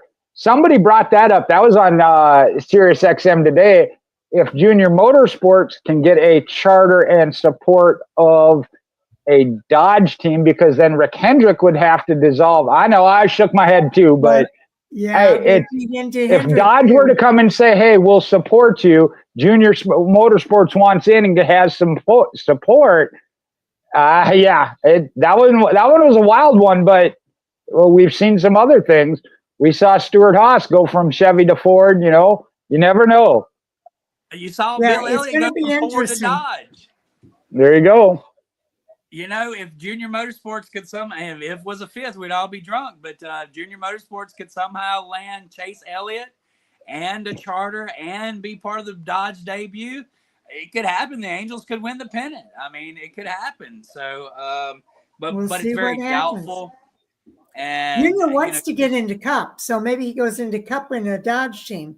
He almost went to drive for Joe Gibbs, y'all. So he did sit down and entertain that. Of course, it was still. They were a Chevrolet manufacturer at the time, but he did. And his dad, whether we want to admit it or not, was offered a contract and thought seriously about going and driving for Robert Yates after Davey got killed. So that's all written documents that they went after Dale and wound up with Dale Jarrett. So we'll see how that goes. Look, it would be crazy to think Junior Motorsports would actually leave Chevrolet. But in racing, whoever writes the biggest check, man, that's the way. If you wanted it bad enough, you'll do it any way that you can. So, I guess I'm exhausted in that area, so I don't have anything more on silly season. Okay, so let me look at our list here. Well, this seems like it would feed right into the. Did we already cover the Ram or Dodge to RCR? I think we kind of covered that already. Portland not on the schedule for next year. All right, you want me to jump in there? I know I threw it up there of that, and I hadn't realized that. Again, I didn't study the schedule that close, but hearing about it this week after this Portland race, it's unfortunate. And again, I'm going to try not to go deep into the lawsuit issue, but this is one where I think that they take Portland off the schedule. The new race to come on is the Xfinity Series at Darlington. So if you will, one replace the other. With that kind of supports the monopoly lawsuit that 2311 and Front Row Motorsports are, because you're taking it away from a open, unowned track and taking it to one of the core tracks. So that gives a little bit of ammo to the 2311 lawsuit. I see that, and I'm disappointed. I really am. Understand that maybe some things need some upgrade. From what I read and saw, it was about the technology availability. To me, that is so weak. We've seen some great racing there. They say they want to be in new markets. Now, NASCAR may come back and say, hey, we've tried this market. It's not successful enough, or they want to. I say go to a new one, but they're not, because it's going to Darlington. So that doesn't hold a whole lot of water. But I am just sad to see it. If nothing else, take it to Road America again. But there is where I say it almost feeds into what 2311 is saying. As far as the technology and these other things, again, you didn't have the technology. Was there a good race? Yes. Then what does it matter? I mean, that's where I struggle of, was the on-track results good? And I feel it was. So, yeah, I don't understand it. I really don't. This is one of those, I am kind of disappointed in that decision. Now, are there some other factors I don't know about? Am I the one paying any of the bills? No. So, by all means, that could be the case, but I am disappointed to see it. I really am. Chris. Yeah, I think it has a lot to do with San Diego, right? And the geographic breakdown. San Diego stole Portland's race. They need certain geographic areas for programming, and this is a deal that basically comes back to probably the TV side of things versus what NASCAR tries to create for them. COTA is terrible. Like, I'd rather race Texas twice than to ever go to COTA again. COTA's outdated. It's rough. It's not a good track. Outdated. They had to cut the track in half just to make it even watchable. I mean, come on. Don't act like all the COTA races haven't been a snooze fest. They're terrible. And yet we could go to Texas and have a really good race at Texas Motor Speedway where it gets laughed off the schedule darn near. So you have a great example with the racetrack up in Wisconsin that you just said. What was it, Road America? Road America, right? That place was selling out 2 years in a row, completely sold out. And for some reason, NASCAR said, you know what? It's not good enough. And so I don't think that was based off the support of the track. I think that was based off the support of the viewership. People were not going to take time out of their 4th of July weekend to watch a road course race. And NASCAR figured that out real quick and made a quick change on where we were going to be at for the 4th of July weekend. This is another situation where they fine tune, they figure out what's good. It's almost like Bill Belichick, always looking for a certain size player to make a certain position. They want a certain size geographic for said races. Taking Watkins Glen and putting them in May just makes you wonder who the heck even makes these schedules. Like, it's probably still going to be snowing when we go to Watkins Glen. Why they didn't stick Sonoma or something in that area, I don't know. So when it comes to these scheduling these road courses and when, where, and how, man, I'm exhausted from it. I don't know what NASCAR is doing because, like you, I liked Road America. That was a great racetrack to go to.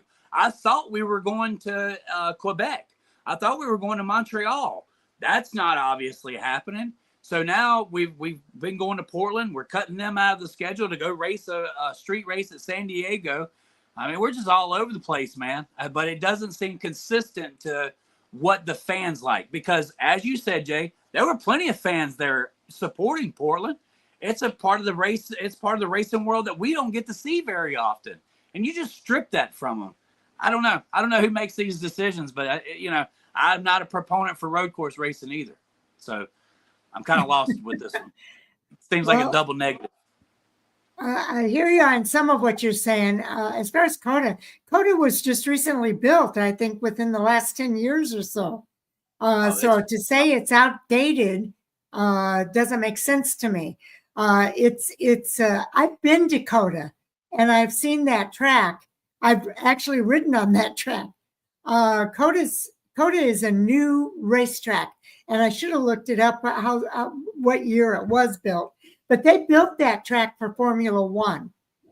to attract Formula One to the U.S. And so NASCAR got the idea that road course racing was doing good, and so they decided to do some racing at COTA. It's a multi-elevation track, and I don't know. You and I have different views of what is exciting racing, but I didn't see a problem with COTA.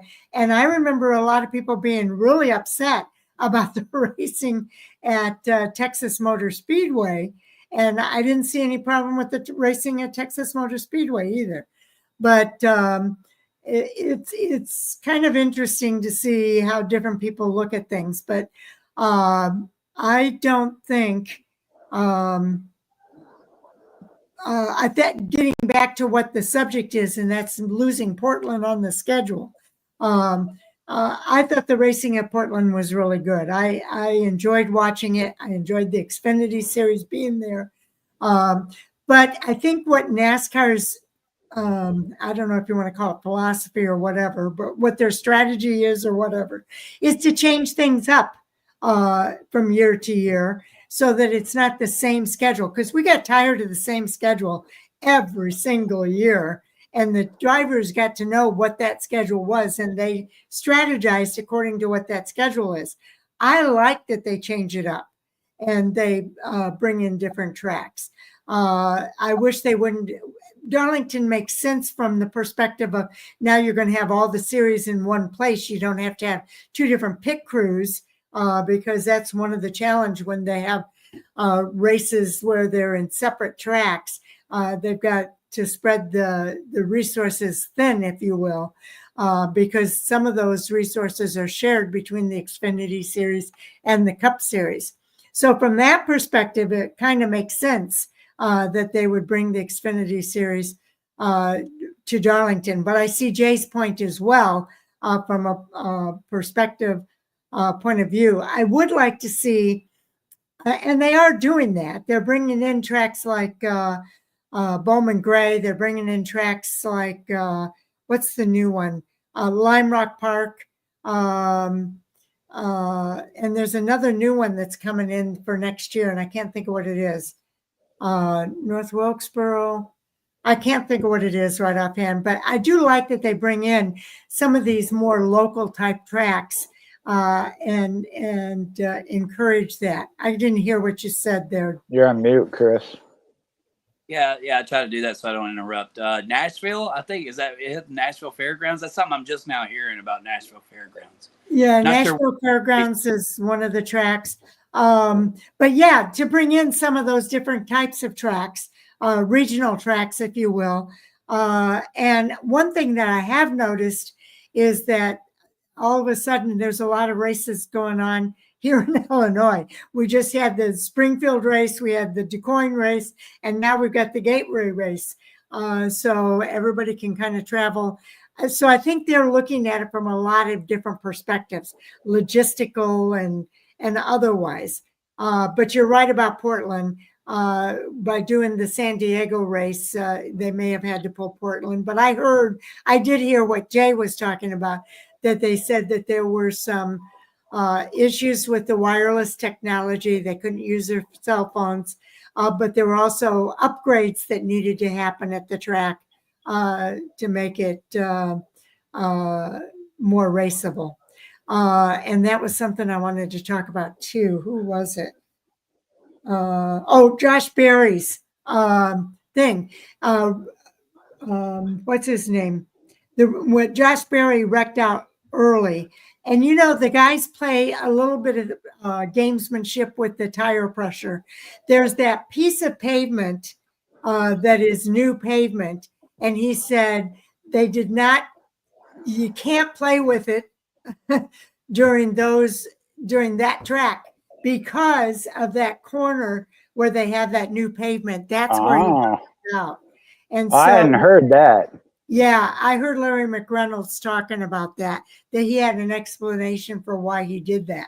And it was the tire pressure thing, and then not being conscious about that pavement, that new pavement that is kind of blended in now, but is still allowing the cars to bottom out when they go through there. So it wasn't a good track to play with the tire pressure there. But anyway, that's off topic, but something I meant to mention earlier and forgot. So just some different ways to look at all of this. Jay, follow up? Well, Chris, you got me all confused. And I don't know, again, unless NASCAR comes out and specifically says this is why they did it, we won't know. I know there are a lot of factors that go into these things, and I respect that, and I understand they got a tough position. Sharon, you said rotating the schedule and changing it up. I am okay with that. But like I said, to go from Portland, and this is where, Chris, you confused me, because you were saying Portland versus San Diego. That's talking about the Xfinity versus the Cup. So I don't know if you can compare that. However, I understand just from a marketing point of a NASCAR race, because they all are under the NASCAR brand. Maybe there is something to that. I don't see it as such. If you look at just the Xfinity Series schedule, though, it was Portland left, Darlington came on. That's where I don't know what this is here. San Diego is also featuring an Xfinity race. Oh, okay, my bad. Well, the Xfinity is also there too. Yeah. Yeah. So you're replacing Portland with San Diego. They're making you think by the time on the date that it's replacing with Darlington, but in actuality, as I said, it has to fit a quota. That was kind of quota and all this other into one thing that NASCAR feels like they have to fit a quota.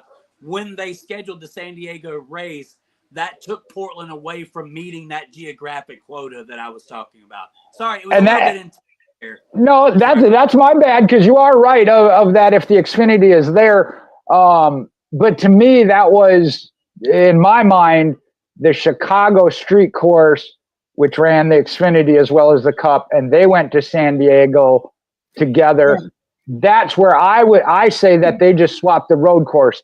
And what I was going off of was based off of something that was talked about today, that in the Portland versus Darlington. So that may be, and like I said, there are a lot of pieces to it. The Xfinity, if I can just interject here, the Xfinity Series, or actually the NASCAR O'Reilly Auto Parts Series, races the San Diego street course on Saturday, June the 20th. So it ties in with their race also at Sonoma. So they'll be out in San Diego or out in the West Coast for both of those races. So yeah. As far as Darlington, I was going to look and see where Darlington, they're racing at Darlington on September the 5th. And that's where maybe it is a little confusing as far as exactly what's replacing what. I'll just say this. Portland is coming off of who got the race. Again, based on changing up the dates and everything else, it's tough to say then what replaced what. From one aspect, you're right. They got that market covered because they're in San Diego and out that way. That's still not quite in Oregon. But Sharon, something you said, I personally, and I know, again, there's cost and whatnot, the answer of logistics because they use Cup Series teams and whatnot, then don't use Cup Series teams. Let these brands have their own identity. I mean, that is how they started, especially the Truck Series, was they had these. I understand that, and I get that. But if your answer is, well, they're all using Cup Series teams, then to me, work on fixing it where they don't depend on the Cup Series teams. Help the teams with money-wise or whatever. There is some good to having, and I've been a part of it, when you have all 3 or 4 series. I think at Iowa, when I went with you, Sharon, the ARCA, the trucks, the Xfinity, I get it. You got a package deal. You get to see all types of racing. But there's got to be some self-identity as well when it comes to some of these places like Portland. And I thought pairing with the ARCA West, that worked real well. We saw William Sawalich. Again, he won, so that may be why I'm in favor of it. I'm not saying that, but, I get that of offering a package deal, but you can't just run them everywhere where the Cup Series does or whatever. And there again, I think it would help all the series if they had their own identity, had their own teams. And you're right, I understand that there's a cost with it, and I know several of them do use the Cup Series teams, but they're, again, trying to figure out a way to help build that where they don't have to. It would be my perspective. And I'm with you, Chris, and I went to one of them, the Road America. I get the rotation, and yeah, it stung a little bit. It went to the Chicago Street Course. Maybe that's part of why I wasn't in favor of the Chicago Street Course initially when it came to that. But I think it played out well. But I'd like to see him go back. So I don't know. Again, I know NASCAR's in a tough position. They're trying to keep it fresh. And in my mind now, I got it stuck that it's the Darlington race. But if they're going to true go variety, keep it that way. And like I said, I feel that the Xfinity and trucks need to have a little bit of their own brand identity. So I don't know. I ain't got the money.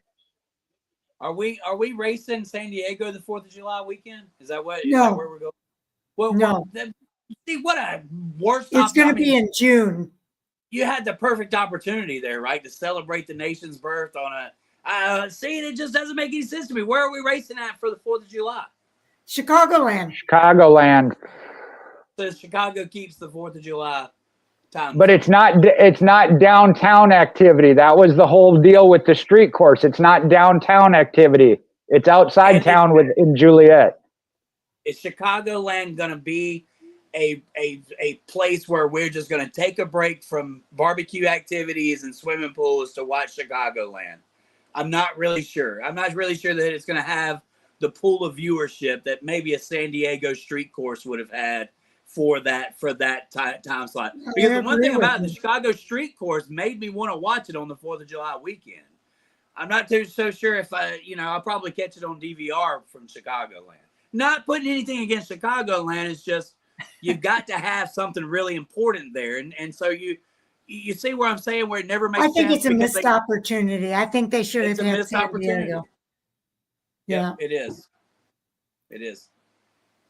But what do we know? We don't have any money.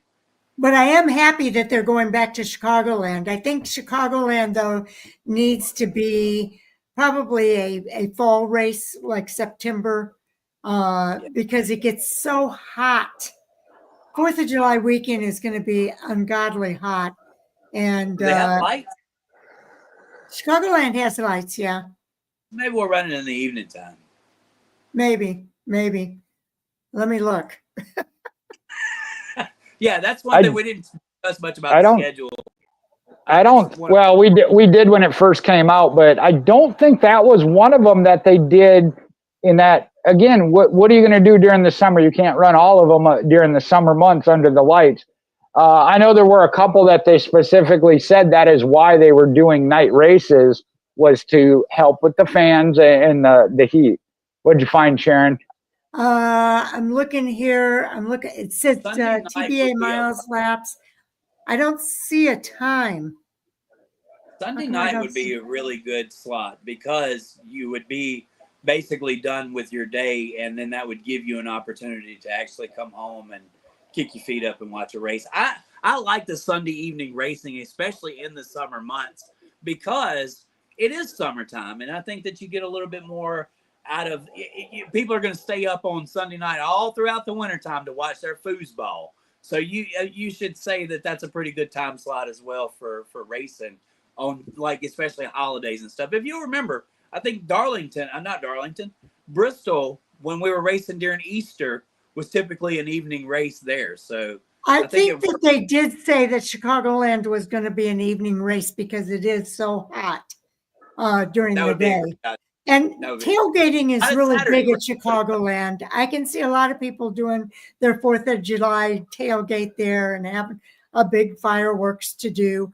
I mean, it could work if they do it in the evening and do a big 4th of July celebration kind of thing.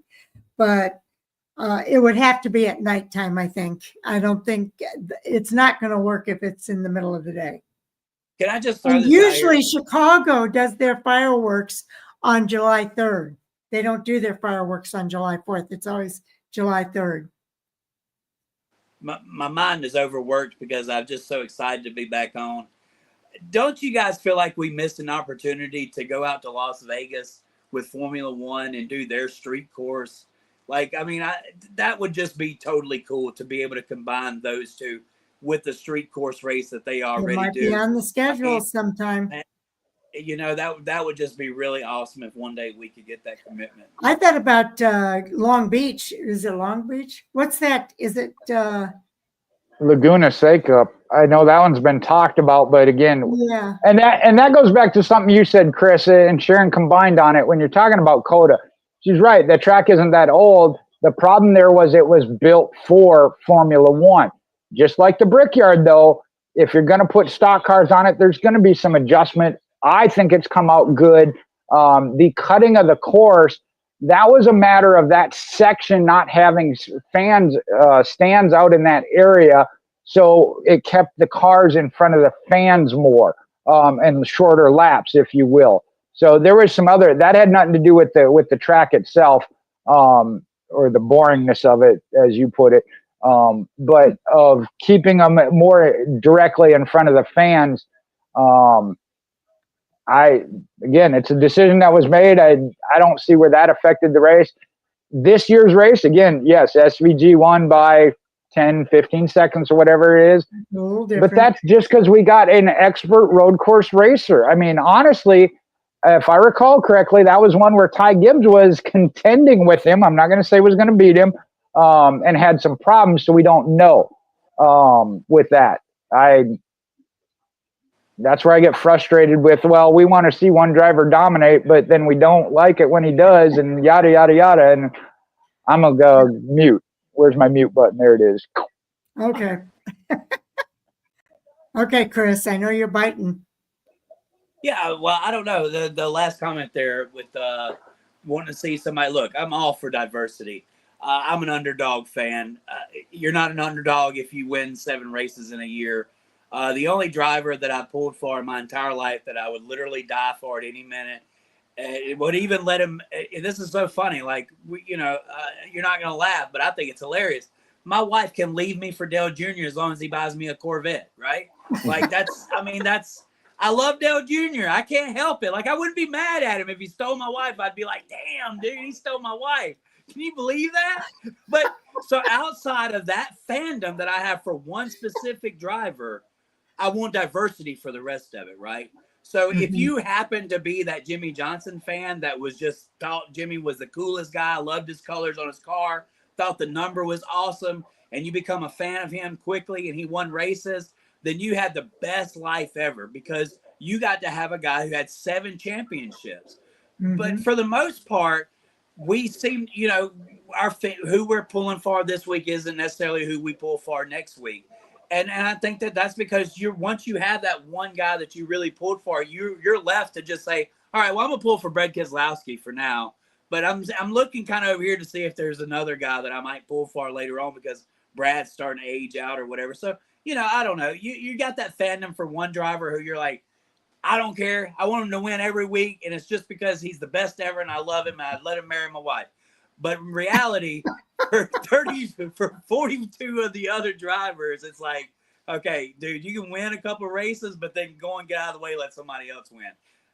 All in all, you have to have the hero and the villain. You have to have the guy that stinks to show up. If you don't have a Michael Schumacher or a Jeff Gordon or a LeBron James, Michael Jordan, then you don't have the true essence of what sports can do. We all seek for greatness. Everybody is on you and to pulling for you on your way up at the top of the mountain. But once you're at the top of the mountain, be ready because everybody's going to pull their support from you because just like Larson, there's a sense of Larson fatigue. And a lot of guys that were early on the boat with Larson have seen now that, hey, he's not the greatest guy to have a microphone in front of. That's gotta hurt. Chase Elliott, he never had the wins that his audience wants him to have. So, there's always a wrench in the bucket, I guess, so to speak. But I've said too much. Oh, no. I'm a Dale Jr. fan. I love Dale Jr. We know. Have y'all watched the show with him and his wife? That's so awesome. I like that. Dale Jr. too.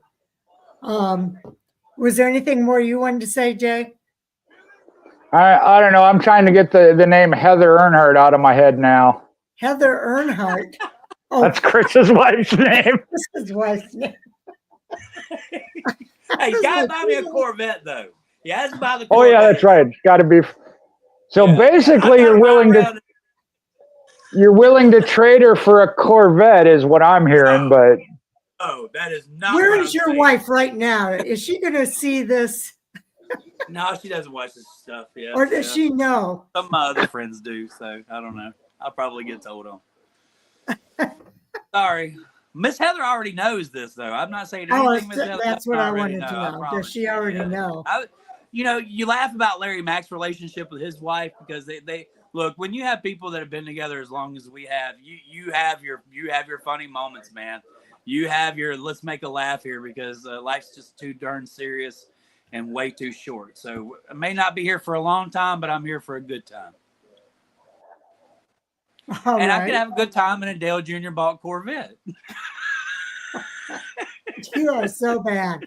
Okay, let's get to the hot topic that we've all been trying to avoid, and that is the hearing. Yeah, I was going to say we haven't been able to avoid it. Now, let me just say this. There is a difference between the lawsuit and the hearing. What we need to talk about tonight, though, is the hearing, not the lawsuit, because the lawsuit won't be settled until December. That comes up in December. The hearing, we're about to hear what the judge's ruling is going to be sometime this week. So let's talk about the hearing. Jay. Well, yeah, the hearing impacts the lawsuit, obviously, as well as a whole lot of other things I don't even think we realize yet. Yeah, it's huge. When it comes to that, and I want to correct you, Sharon, you said the lawsuit will be settled on December 1st. No, that's when it starts. That's when it starts. We don't even have an inkling of when it will be settled. That doesn't come up until December is what I meant to say. It starts. No, I know. I just wanted to point that out. I don't think that's going to be a 1 day, 1 week thing either. But No. so yeah, with this injunction, again, it's about the charters, whether or not they are charters now or should be able to, whether or not NASCAR should be allowed to sell them. And I can't even begin to try and dig into it because I think the whole thing is ridiculous. I'll use that word. I will say this, the judge told both sides, from what I heard and people reported on, that it got feisty in the courtroom, and the judge said, I'm not going to tolerate it now, nor come trial time in December. Y'all are going to act like adults and behave yourselves. Again, try and go out and work this out amongst yourself and not waste our time. That's my words. The judge might have phrased it a little bit different. He pointed out that this is a no-win situation for anybody if y'all don't come to an agreement. I don't think either side is really truly listening. I've always said I still favored NASCAR side. There are a couple of points, and I brought it up with the Portland, in my mind, Portland to Darlington aspect of it, that maybe there are some points, but I think that can be done without this lawsuit in general. And Sharon, if you don't want me to go into the lawsuit, I have to stop. I do want to add some things when it comes back around, though, as it pertains to the lawsuit as a whole. This injunction, I personally I don't know what the delay is. It's been decided it should have never been ruled in favor of at this point. If they prove the monopoly antitrust thing, okay, but they refused to sign the charter agreement, thus they do not have the charters, thus there shouldn't be an injunction. Now, should NASCAR sell them out from under them and whatnot? That would be their decision. If they lose the lawsuit, they're going to have to make it right. But yeah, I don't think it should have ever been ruled that way to begin with. Okay, Chris. I've got my finger on the mute button just in case. You read? This is bad. This is bad. You sound like Kenny Wallace now. That was a skull and bones, but I'm terrible at drawing. Oh. So I had to scratch it out because it was terrible drawing. Then I was like, oh, so I could think it was something else, so I had to scratch it out even more. Anyway, this is bad. I agree. It's bad all parties. the way around. It shouldn't have never happened. And it should be resolved. and it needs to be resolved quickly. The injunction is to keep NASCAR from doing exactly what the heck they said they were going to do. We're going to sell this joker the moment that we can. And how can you sell something when you're in court litigation about it? But NASCAR says, no, they're not in litigation about it because you didn't sign the contract, and that means you don't have a charter. But yet somehow or another, if 2311 could win the lawsuit, then they could still have a charter. We're so confused. Is it a charter? Is it not a charter? Where's the charter? I don't know where the charter is. Where's the charter go? I don't know. Who knows? Who's going to make money off the charter? Is the money still spent here or there? Man, this is terrible. This is terrible. It's terrible for the sport. It's terrible for us as media members to have to explain to the public what's going on here. It's time to settle this case. It should have never went this far. You picked a bone with Michael Jordan, right? And a lot of people are not going to follow me here because they don't understand. Like, what do you mean? He's Michael Jordan. So what? You picked a bone with a guy who just doesn't give up. He's not going to give in. Even this guy is like committed. He you know, look at his career. Look at what he did. His commitment to his career. He is and has said he is committed to the philosophy of racing. I think he's kind of changed his tone with NASCAR because NASCAR has basically outright said we don't even want to do business with this guy anymore. And that's what's been said. And it's still being talked about. What come out today, which was the most damning evidence, is the fact that Spire Motorsports, the co-owner, basically said, do we even know who we're talking to? Because what we're hearing from the court side is not what we were hearing from NASCAR personally. So now you have an owner, a co-owner, who's stepping in saying, do we know the whole story? Are we being told the truth? Are we being led on to something that's not true? Because in Steve O'Donnell's terms, they could be taken back to 1996, whatever that means. Whatever that means. I thought that was the era that we wanted to be in, with all the sellouts and the fans and the stardom. But somehow or another, in this litigation, whatever that means is we'll take them back to 1996. What was that meaning by? So there's a whole lot of questions. There's a lot of evidence already being shown from both sides. A lot of private messagings that I don't think ever was expected to be exposed in any form or fashion. And that's bad for the sport. It's bad. We are headed down a tunnel of destruction, and I will shut up. I'll put it on mute. Well, I agree with you. It is bad. It's not good that they are continuing to go through this, but we have two sides that are not going to give in. And both sides are very adamant.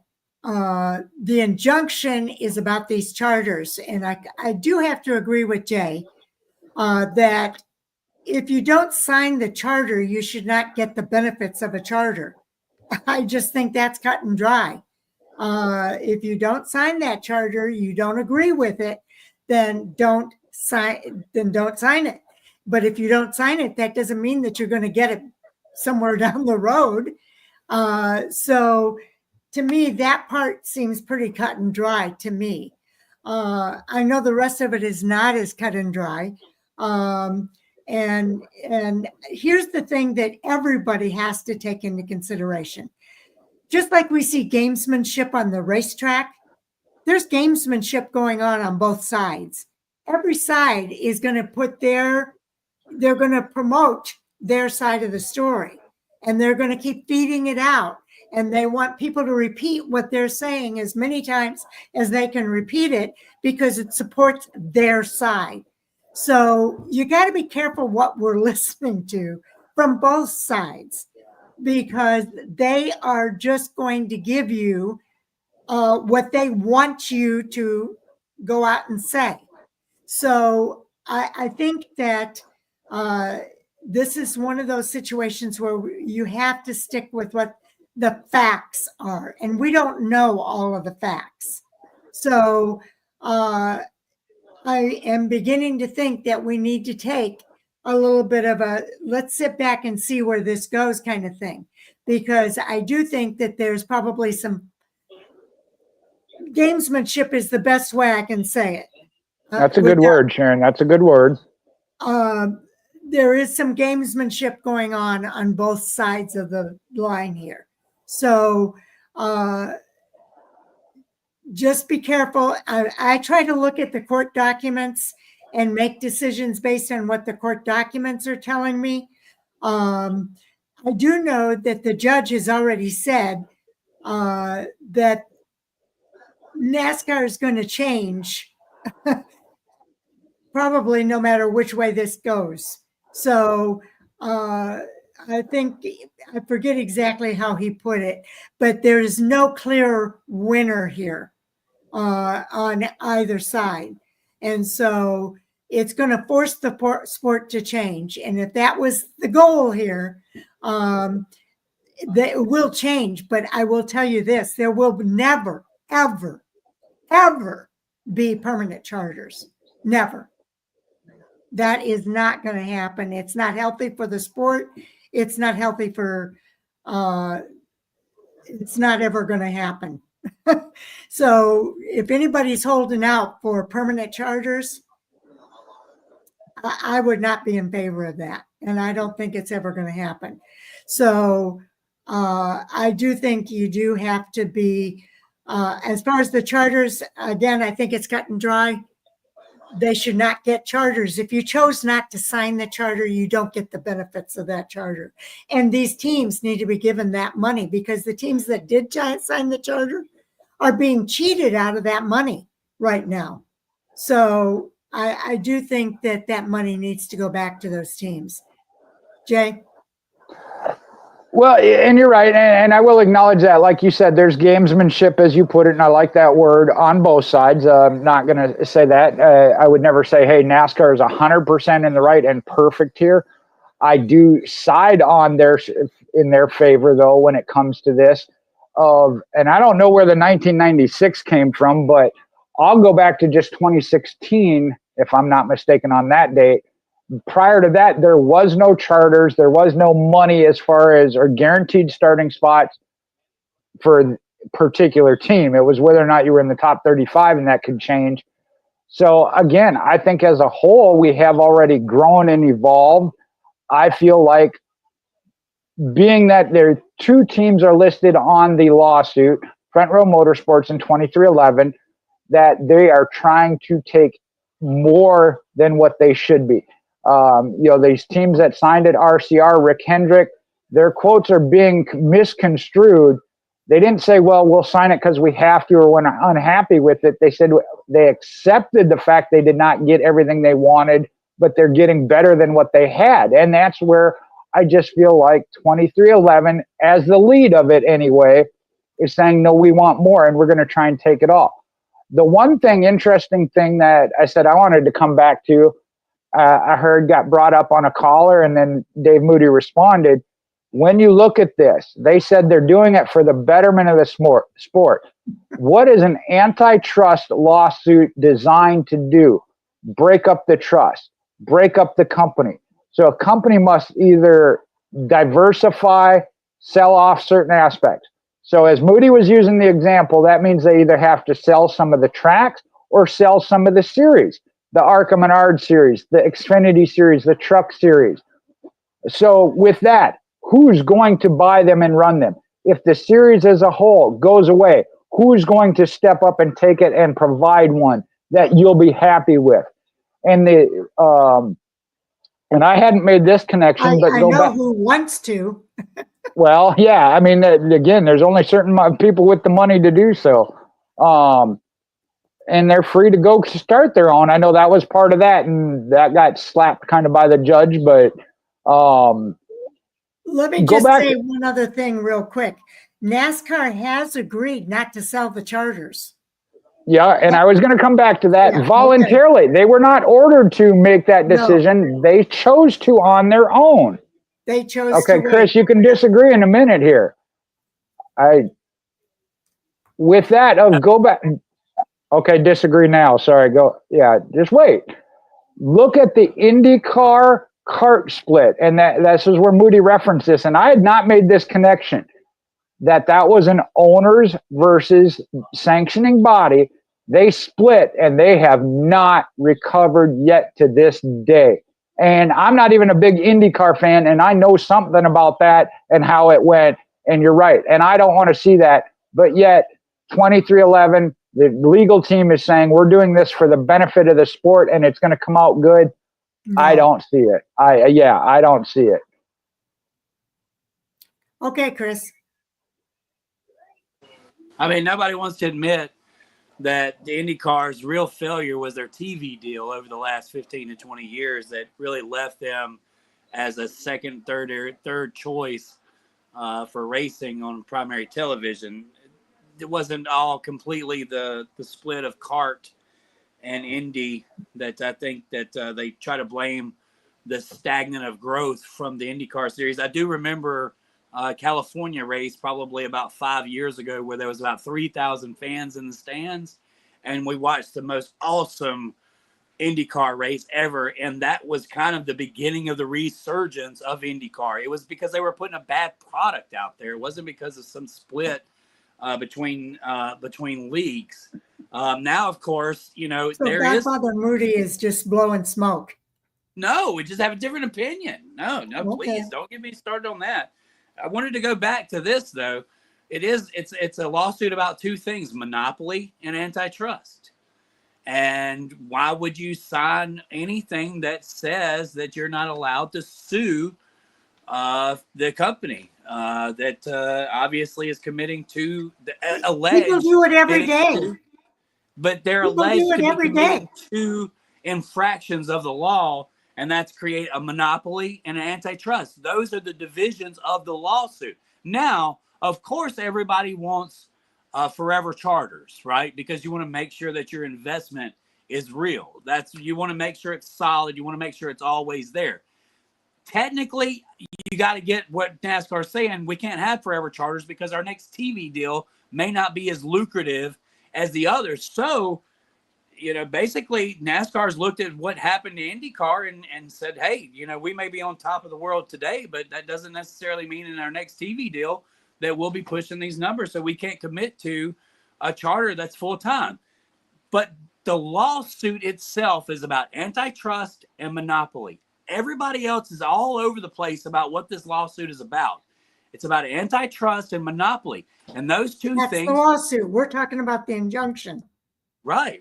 Well, the injunction is based off the charter. So how do you not have one without the other, right? How do you say that just because we didn't sign the charter agreement, which was under federal investigation of it's being sued, that this is an antitrust issue with the clause, with the contract, and then the contract's not deemable. That's why this is bad. There's no specific way to get out of the outcome that's going to happen. People are going to be exposed. Both sides are going to come up as greedy and uncompromisable people, and it's only going to be bad for the sport. Will it break the sport? I'm not sure, and I don't expect it to go to December 1st. I really like y'all. I hope y'all get on board. We as fans need to tell NASCAR and 2311 and Front Row Motorsports, we're not on either one of the sides. We want the betterment of the sport. Y'all find the even doing ground. that already? Well, they're not listening to us. Neither side is. Obviously, They NASCAR did is agree not not to listening to sell. their fan base. If we are so caught into arguing with each other over what this lawsuit is even about versus what the injunction is, this is wasted time on talking about how great the sport is, where our next free agents are going. It's a waste of energy for everybody and a waste of money and resources. We as fans can tell people were going to boycott Cracker Barrel over a gosh dang logo. Okay. We as fans have power. We have the most power. We as fans need to come together in a coalition and say, NASCAR, Front Row Motorsports, 2311, get it together before we all go watch IndyCar and Formula One next year instead of NASCAR. Because I'll be honest with you, IndyCar put on a pretty good product again this weekend in Nashville, and I enjoyed a lot of the oval races this year that IndyCar's kind of inching back towards. So if you don't think Roger Penske's not looking at the big deal and knowing history repeats itself, y'all are crazy. I mean, it's to You the just point said to where history there's. didn't repeat itself. You just contradicted How did I yourself. say that? How did I say Because, history doesn't repeat itself? well, because you didn't think that the situation between Cart and Indy had anything to do with No, their. that was a situation for a couple of years, right? That was a situation. But what led to the fall off of IndyCar was their TV deal. They weren't marketed very well. Remember who was their marketing partner for a while before Verizon? It was if you can even remember, it was like NFC. Yeah, it was something that just didn't even really correlate with racing and Formula One. They I mean, in IndyCar, they got taken to a really bad place. What created a better product and more viewers is the product on the racetrack. The one thing I'm concerned about in what you said, Ms. Sharon, is who will control these entities if they are broken up. That is a cause for concern because you don't want the Busch Series, Xfinity Series, or O'Reilly Racing Series now, or the Craftsman Truck Series. You don't want those broke apart from basically the pathway to Cup Series racing. At the same time, It won't there be will a be pathway to NASCAR. It won't there's be a going to be pathway. fatalities on both sides, Miss Sharon. There's going to be fatalities on both sides, and they're unwarranted. They're unneeded. There needs to be common ground found. Let's end this lawsuit today. NASCAR, I'm asking you right now, I'm reaching an olive branch to you. NASCAR, please forgive Michael Jordan and his gambling ways.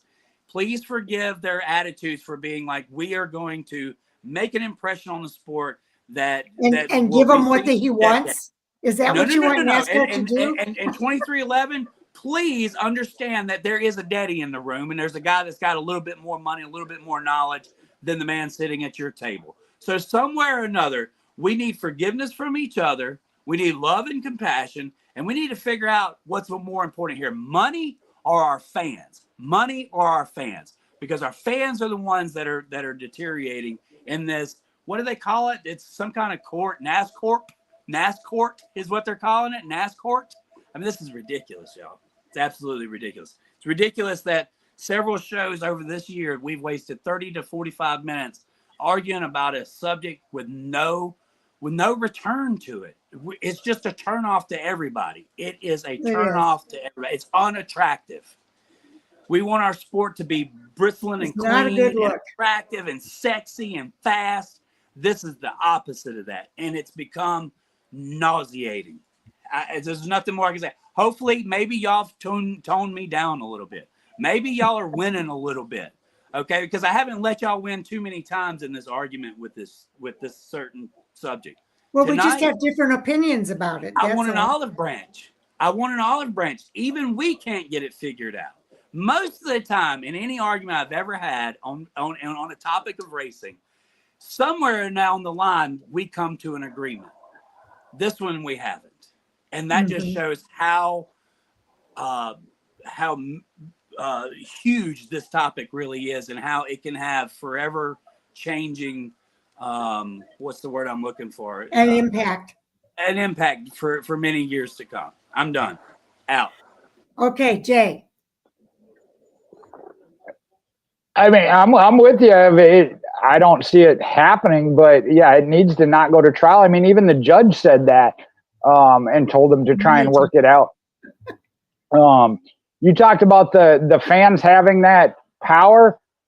Put your Talladega tickets up for sale. I mean, and again, it's got to be the mass majority. They say that. You're on mute, Chris. I mean,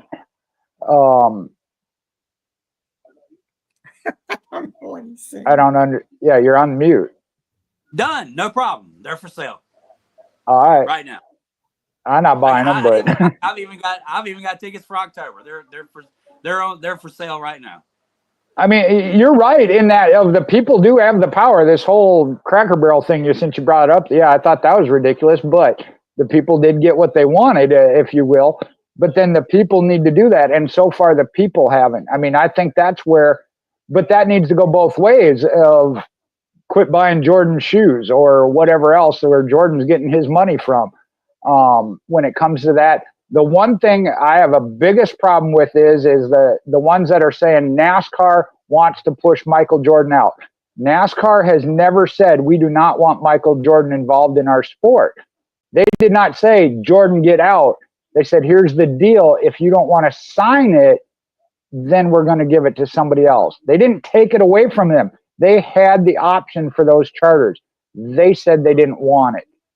But they also made the statement, whether we're chartered or full-time or open team, we're going to be okay to begin before they filed the lawsuit. It is in their statements, that is recorded. They said, we will race as open teams. Oh, wait, we got to pay the bills for Air 11 Speed Shop. Now we want more money. We want the money for an agreement we didn't sign. You can't have it both ways. It's black and white to me. It's clear cut. And as far as signing an agreement with a company that you work with, that happens every single day. You sign an agreement that you will not file a lawsuit. And if you go to a racetrack, you sign an agreement that says you're responsible for yourself. Huh? That's true in the pit area. It doesn't hold up either. Like, it says on the back of your ticket, you assume all responsibility for if you were to get injured or anything. But we have two situations. One where a man got struck by lightning and has forever changed the sports in general for all sports, because now we have a lightning delay even when there's not rain out on the racetrack. And also there's been several incidences where people got hurt in the stands and they still sue NASCAR, and NASCAR eventually settles. So the idea with the lawsuit is to come to a settlement, not necessarily a lawsuit. A lot of lawsuits are filed every day because they want something settled, and they sue to try to get a better bargaining power to that settlement. And that's basically what this is about, and why it's gotten completely out of hand. What I'm saying is that people sign those types of agreements every day. Yeah. And you're giving away your rights when you do. But that is what happens. Oh, I've worked for many media companies. I know what they sit in front of us, because they do not want to be held responsible for anything bad that we do. But and that's what their attorneys tell them to put into their agreements. That's what the attorneys tell them to put in their agreements. It's a form of protection. So, Jay, I'm sure you've had to sign them at every racetrack you've ever gone into, haven't you? When you go into the pits, you sign that little form. But it's not just racetracks. It's all kinds of companies that you work with. It's you're gonna drag me into something totally separate. But yes, you are right. You do sign that, but people do it anyway. But that's based on a society. And I know the McDonald's deal is what I use as that. Once it's been established and get away with it, it becomes the norm. That's the whole. People are suing each other because they looked at them funny and it hurt their feelings. There is some legal issues with it, and I learned this with the Tony Stewart deal. It's not just a NASCAR thing. It was the Tony Stewart deal up in New York that came out of the fact of when you sign that waiver at the pit entrance saying you go in the pits, you agree not to sue anything that happens, is you're putting yourself at risk. I understand people have gotten settlements, as you said, out of it. But one of the key things there is it's not notarized. Again, all that is a legalistic BS. I don't know how else to say it, and I apologize, Sharon, but that's what it comes down to is people are finding loopholes, and again, I don't want to get into the whole, because it goes like it's not something that's it's not so out of the ordinary. No, you're right. You're right. That's the point. And I'll say it too. Again, there were some aspects with the military of, we agreed to be in the military, do what we're told. Oh, wait, no, we don't want to take the COVID shot or other things. And then they're fighting with that. And I'm like, you signed an agreement. But that goes back to personal. And I said, I didn't want to go down this road, but that's a personal integrity thing. If you say I signed this and agree not to do it, then don't do it. But also then if you say, oh, I'm not going to agree to it, then you don't get to do whatever it is you want to do.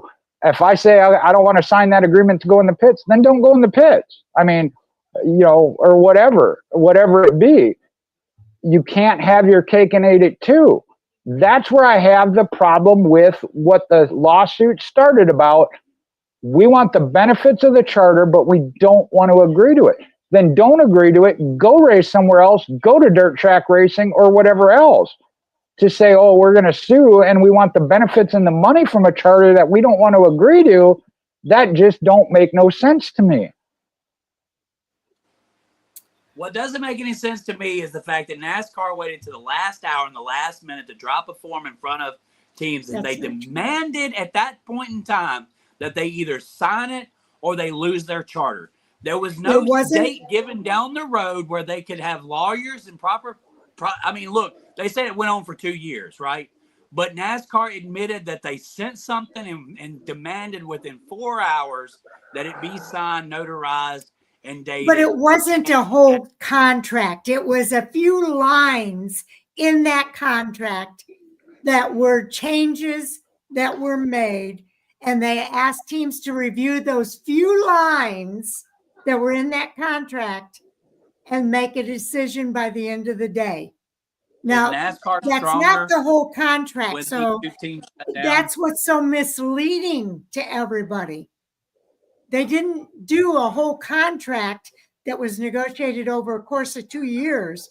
It was a few points that were discussed and agreed upon, and they put it into the document, redlined it, and said, these are the things you need to review and let us know by end of day. And it wasn't a whole contract. So that's misleading. What should the deadline have been? Wait until the Daytona 500 is ready to drop the green flag? I mean, things have to be put in motion. There has to be a deadline. And as pointed out, it is factual again. Negotiations had been going on for 1.5 to 2 years. I don't know what the actual date specific is, but it was an extended period of time. It was just a matter of they weren't getting the 1 point, which, as Sharon pointed out, was the permanent charters, and that just wasn't going to happen. So at some point, you have to say, hey, this is it. The deadline's here. We want to move forward.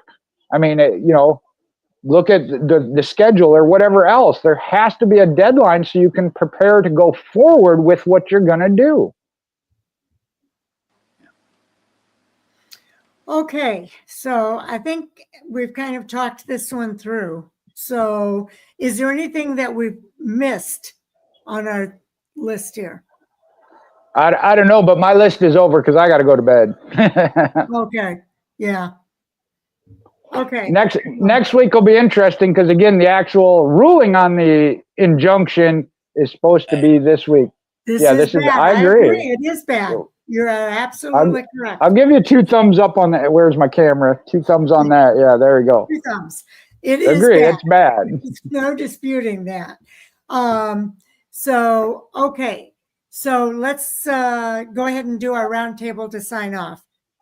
Chris, you want to start? Wow, yeah. So, I don't really have anything going on until the Fall Classic. We just had a Street Side Nationals. Tell us about your Southern Super Stocks. There you go. Oh, my God. It was the biggest crowd we've ever had, the most cars we've ever had, the most fun we've ever had, the least amount of DQs I think we've ever had.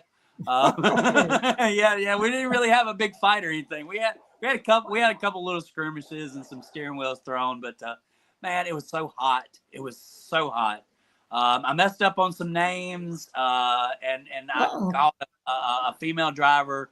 I kept saying him, but I didn't know. I didn't. So shout out to Sonny Gilmore. I found out before the race that she was a female participant, and then without communication between me and her, she kind of called me out in driver intros with a little sign that said, "Tell the announcer I'm a female," but I was already there. I was calling her the girl power and all that. So, I leaned into her mom and asked where she was from. So we made that into a good thing. Good. Man, it's been an awesome season. Rodney and I had dinner the other day, and we're going to continue going on. We've been doing this together for 14 years.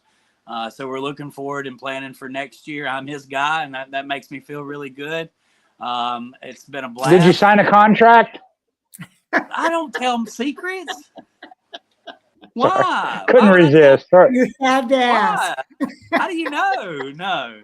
I mean, Yeah. burgers and fries, baby. It's burgers and fries. So, look, so right now I'm just going to enjoy some time off, and then we're going to race in October, and then the World Championship in November. It's been a privilege. This is always my kind of wind down time of the year. I enjoy it just as much as I do racing. But just to know that my seat is going to be ready for me again next year to do it for year number 15. That's great.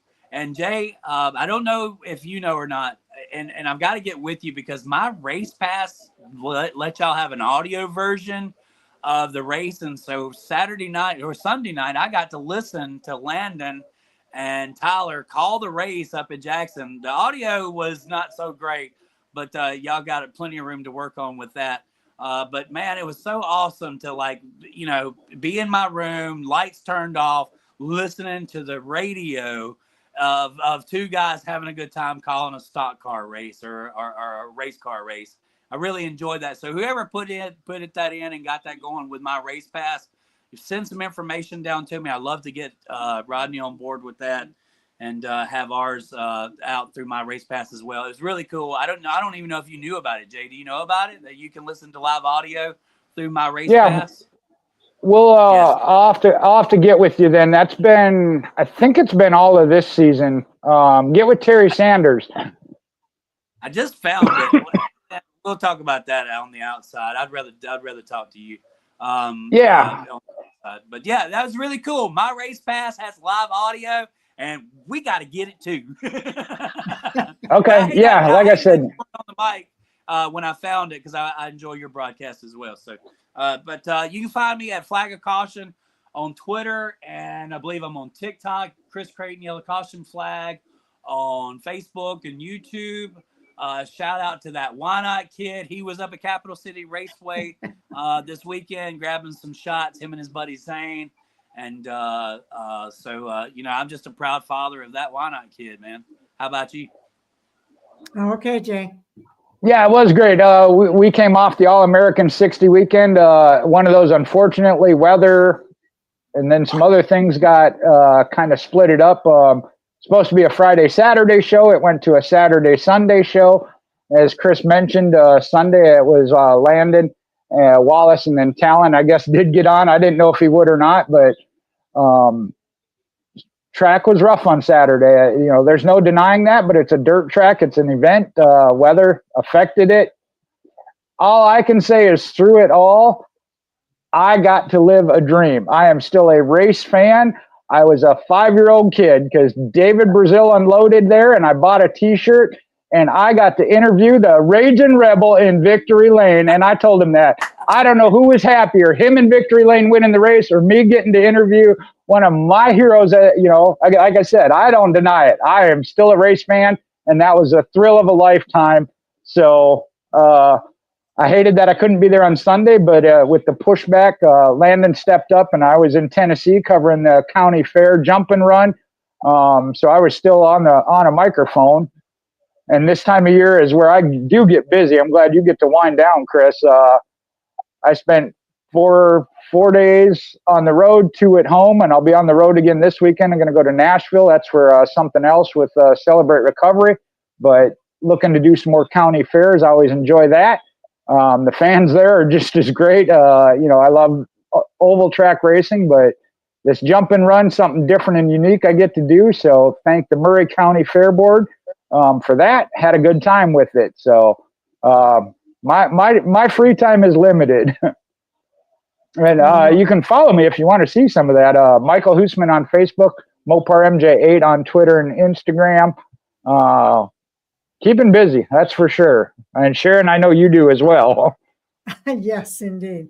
I will tell you that I am Fan for Racing site on Twitter, Fan for Racing blog and radio on Facebook, as well as our website at fanforracing.com. I did not get the recaps up this week.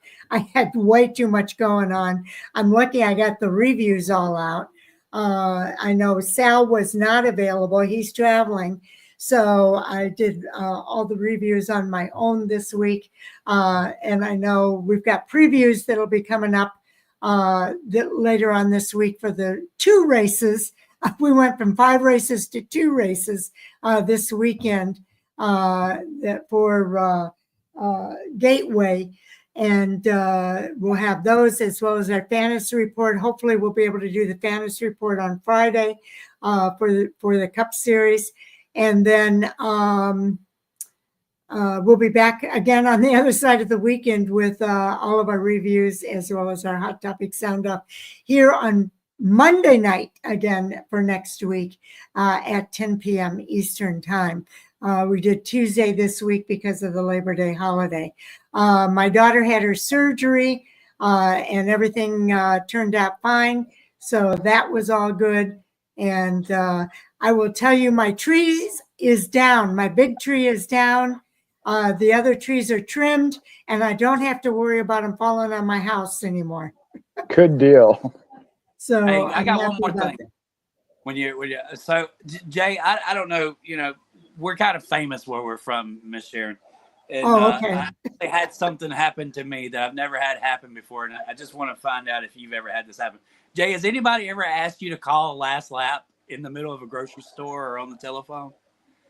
Yes. Well, they've not necessarily a last lap, but do a race call. And I'm like, it's one of those you can't necessarily duplicate because you're calling racing action. Yeah, I have had to ask people for me to do it after church or at a picnic or wherever I am. And I'm like, it's kind of tough to do, but yes. Yeah, it was just, it was an odd request, but I think I come through with it. And that was the first time experience for me. They just wanted to hear that last lap call. So I guess in a way that kind of says you've made it in the profession that you've sought after. So that's kind of your, I really did make it moment. So did you make up the circumstances of the last lap? Oh, he told me what driver he wanted me to call out. I'm not going to say that here, but he mentioned the driver and he said, I want you to reenact a last lap to the flag. And I was like, really? It's tough to do. That's why I said I have had that request, and yeah, it's tough to do without seeing something, but you try. I had to close my eyes and just reenact something. Exactly. Yep. Yeah, that's a moment where you're like, you know what? I think people kind of they like what you do. So that's a good feeling right there, Jay. That's probably a very honorable moment that I think when we look back as old men, we'll look back and appreciate a lot more that we were able to influence people that way. I hear my phrases all the time being laughed at or made fun of or even being promoted, super late mottos and Peggy's Kitchen, get your fixings at Peggy's Kitchen. So once you start hearing that come back to you, it's a pretty cool deal. So, I've got an amazing job, Jay. You got an amazing job, man. We do it for the fans. We do it for the love of racing. And that's all I got to say about that. I'm envious. And Taz is a flag guy. He is. Yeah, he's a flag. And I swear he's all sports all day. Y'all don't tell him I said that, but I swear he is. I swear it's him. Because there's nobody in the world that agrees with me more than Taz.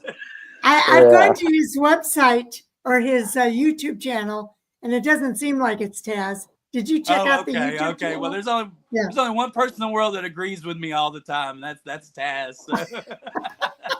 I said, man, that's got to be Taz, man. Well, we got to have somebody who disagrees, so that's not a bad thing. No, it's not. Bye, y'all. Oh, okay, so everybody, we want to thank everybody for tuning in. We enjoy the participation from All Sports All Day and CYTY. We're glad to get your comments and be able to respond to those. And we will look forward to doing it again next week with you. So take care, everybody. Enjoy your race week and weekend, and we'll see you on the other side. Talk to you soon. I'm gonna call Dave tomorrow and see if Dave will do a reenactment of the last lap. That way we can get Dave Moody to do one on air. Bye, y'all. Ooh. Have a great week. Good night.